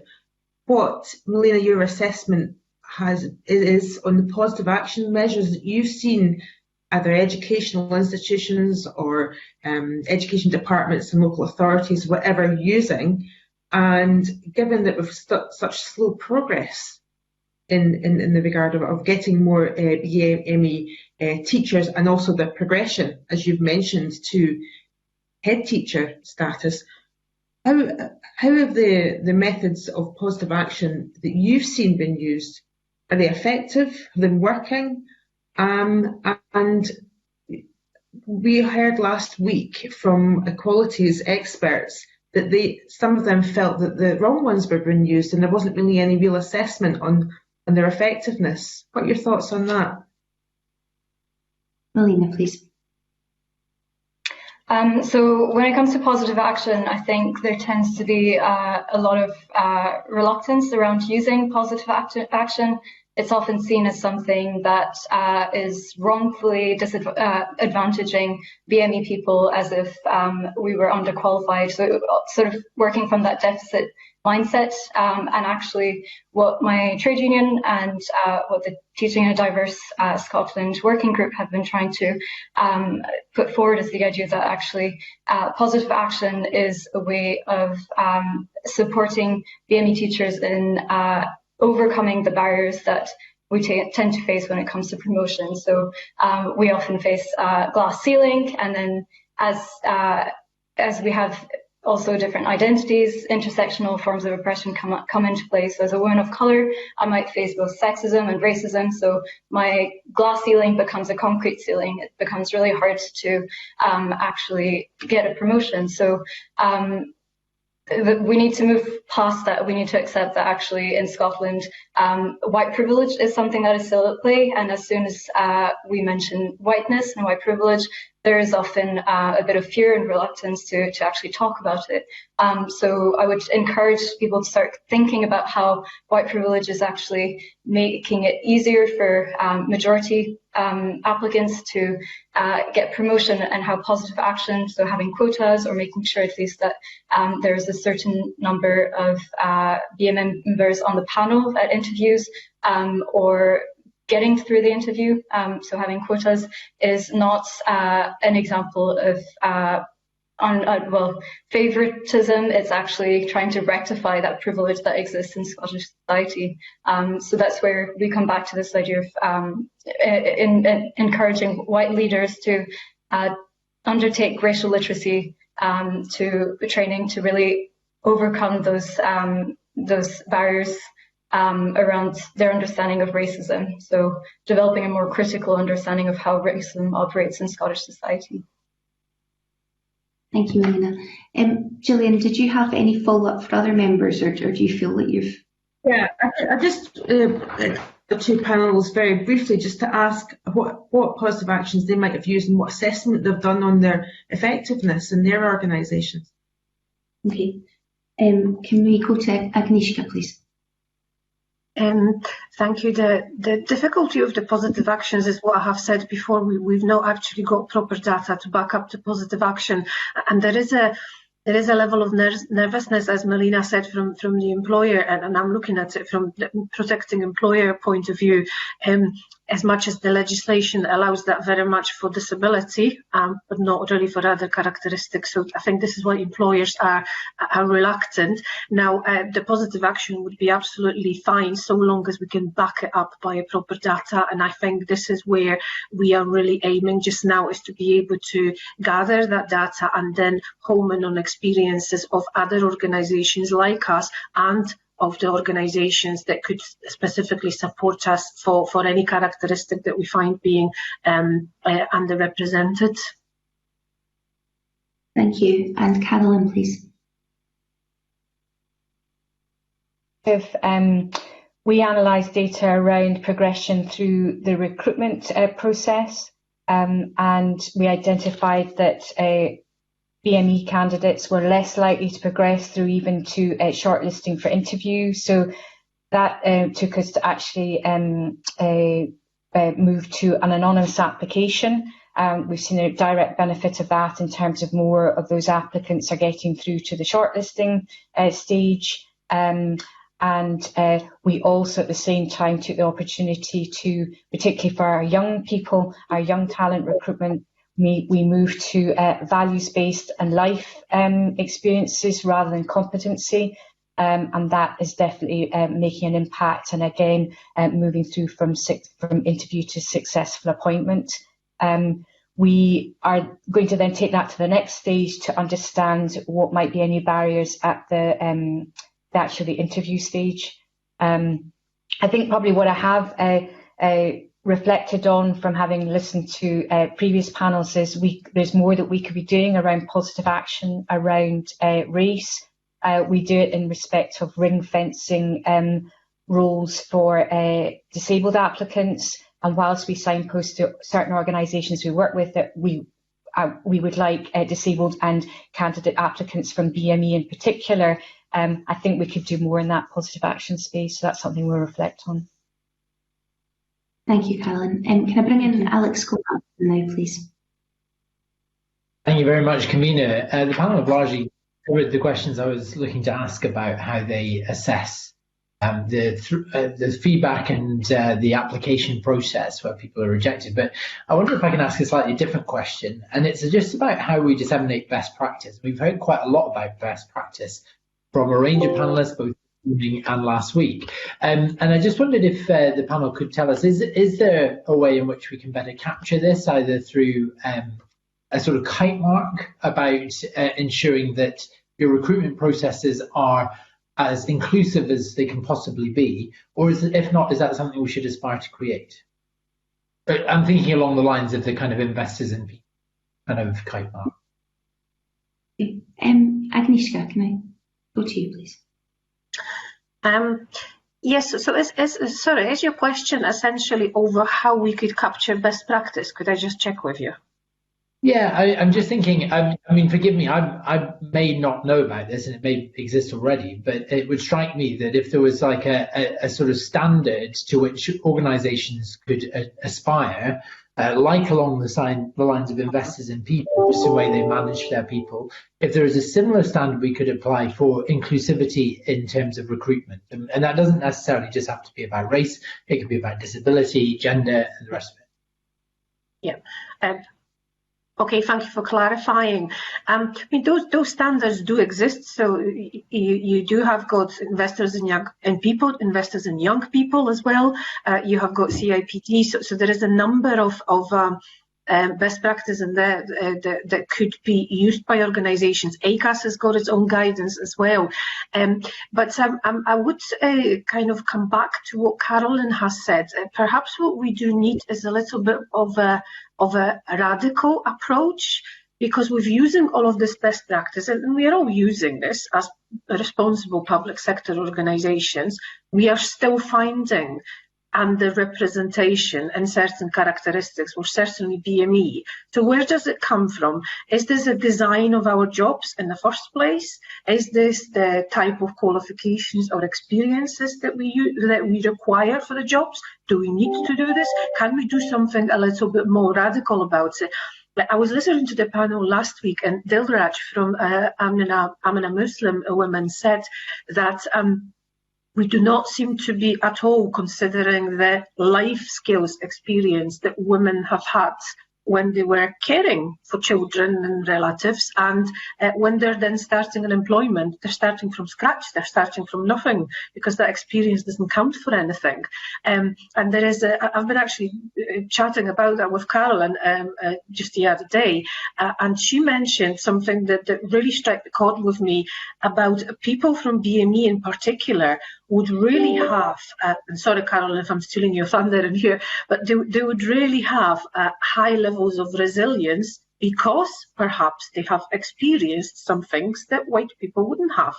Is that not something that you should then be embracing as an employer? So I'm thinking of something quite radical in here, rather than just, following legislation and best practice, making sure there is no discrimination, gathering new data and all of that kind of thing. But how do you ensure that you actually look at some way to attract and retain people from all walks of life that perhaps are coming to you as an employer in non-standard way or from non-standard backgrounds? Thank you, Agnieszka. Milena, can I bring you in now, please?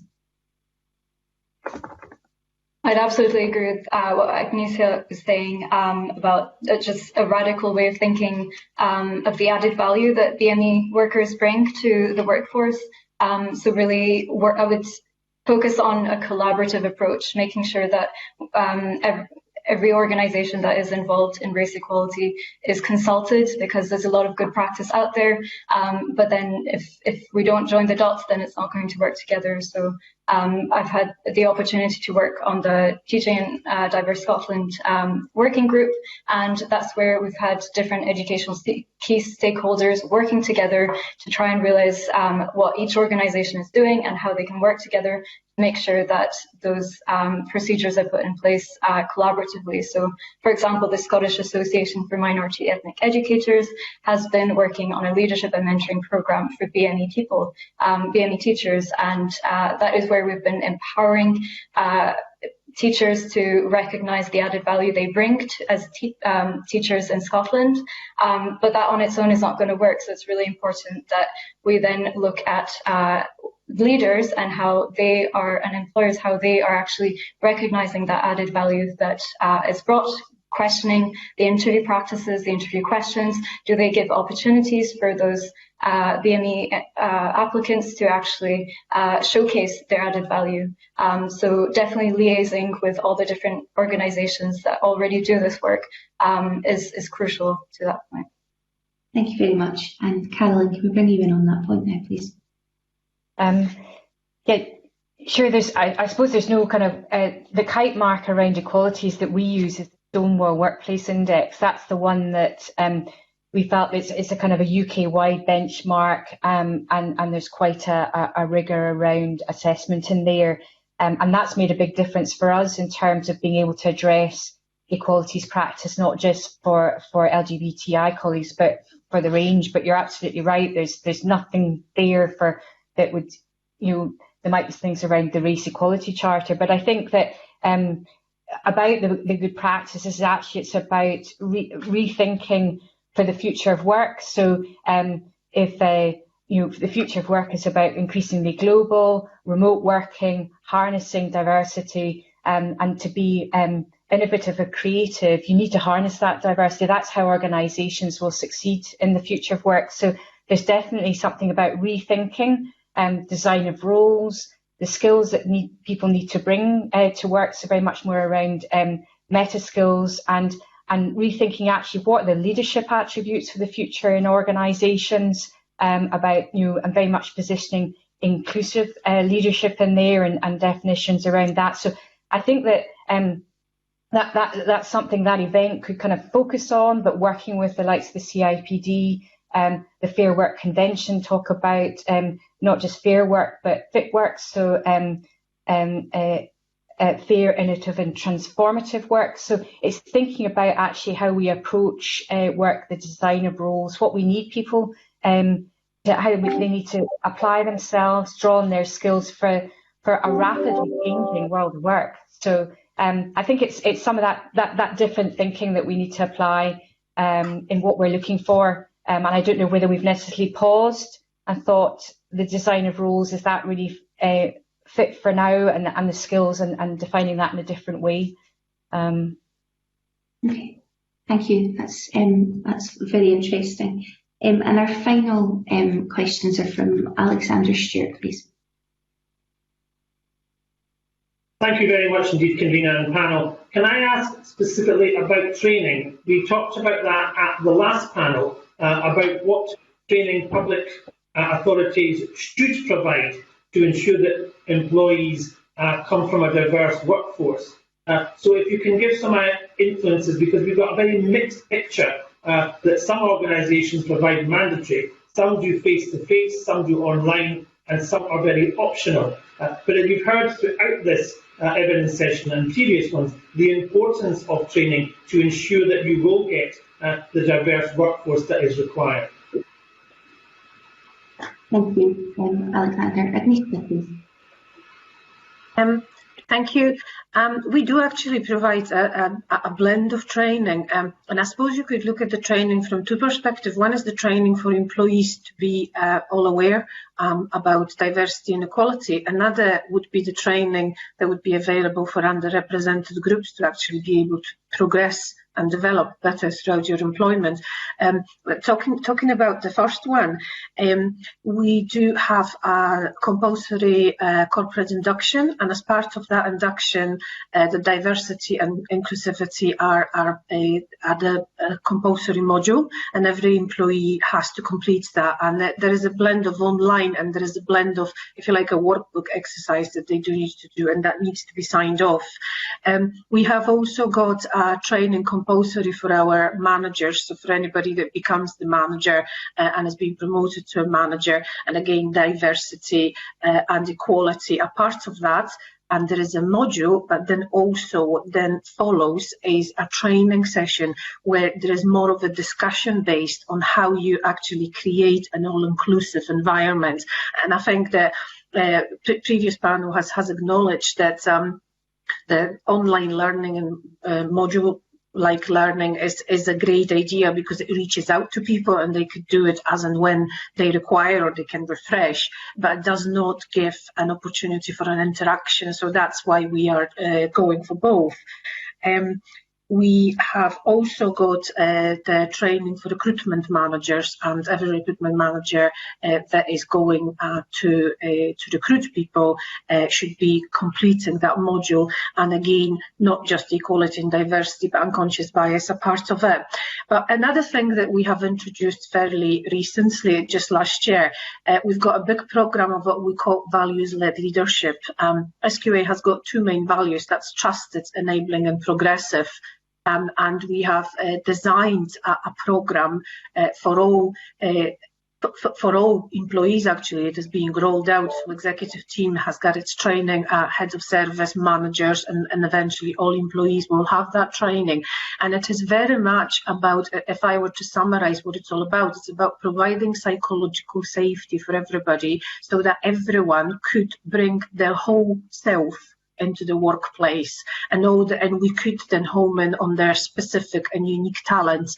It's a bit like if you were to compare playing checkers with playing chess. We don't want to play checkers where everybody is required to do the same thing in the same way and bring the same skills. We want to play chess where we are able to actually know the person's specific talents and be able to allow them to use these talents. And that then ties in with the Fair Work framework dimensions, of which some are opportunity and fulfillment. And there is a lot of evidence and research showing that if people are able to use their specific skills and what they are good at that does bring them the element of satisfaction and element of fulfillment. They tend to stay with the employer, and that's a really good brand of employer that can be then advertised.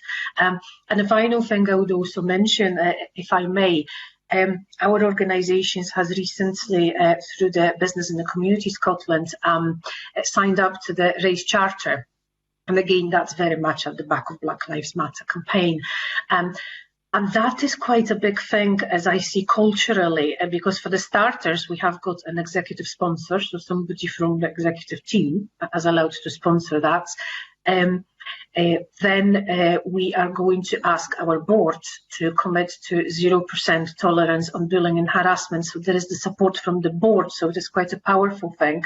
And then the whole intervention that gets effectively focused on managers and given them opportunities for their own training in the first place, and then for others as well, for being able to identify people from minorities, but not just minorities, but to be able to see individuals as for they are, their potential, and help them to actually achieve that potential through whatever training and development opportunities that we have. Thank you. Thank you very much. And can I ask the other panel members to maybe contribute? I don't know if the convener is still there. So if we look at the NACWT's perspective, so a lot of our BME members, when asked about training, often say that actually, first of all, we need to think about our workplace experience. So every BME member is at risk of experiencing discrimination, harassment from pupils, parents, their colleagues, and it's an ongoing problem. So first of all, acknowledging that racism is a pervasive feature, and we are at risk of facing discrimination. So in that sense, training should be offered to every teacher and employer. So starting off from initial teacher education, as people are trained to become teachers, to ensure that BME pupils are always safe and recognised for their cultural heritage and identity. But also it should be pushed for employers in particular, so developing their racial literacy to make sure that BME employees are always supported. Because BME teachers are at risk of facing a higher disproportionate level of competency grievances. So as soon as they try to talk about their experiences of racism in schools, they are actually at risk of losing their job if they're a supply teacher. We've had members who tried to actually complain about the racism they faced, and then they wouldn't get any more contracts with certain schools. So it's really important that employers are always going through trainings, but that's ongoing and compulsory. And then we've got the other side of training when we think about BME teachers. As long as there is training for the employers, then BME teachers should be given the option of having that extra training to help them develop and feel more confident to apply to promotions. Thank you very much. Can I just follow on another question, convener? I'll go with it anyway. We talked about earlier the culture or the reputation within an organisation that can be affected. And one of the previous individuals who told us that any organisation was only as good as their weakest link when it comes to ensuring that staff are motivated through training and receiving all of that. Do you think that that has a major impact on the process?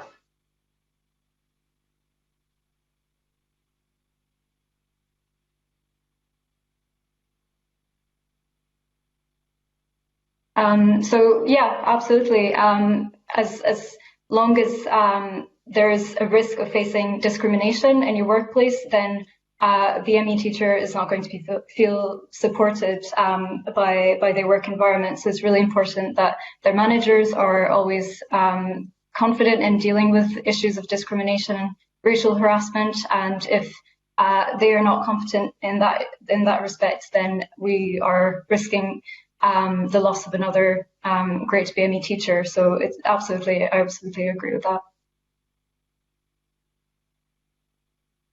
Thank you, Convener.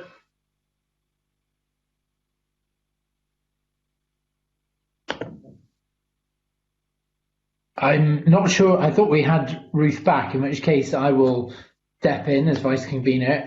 Thank you very much. I think that concludes our evidence session. Can I thank our witnesses? And I am just pulling up the script because I thought she was back. So so that concludes the public part of this morning's meeting. And the next meeting of the committee will be on Thursday, the 17th of September, when we will continue our evidence sessions on the Race Equality, Employment and Skills Inquiry. As previously agreed, I will now move the meeting into private session and I suspend the meeting, and we will reconvene shortly on MS Teams. Thank you very much.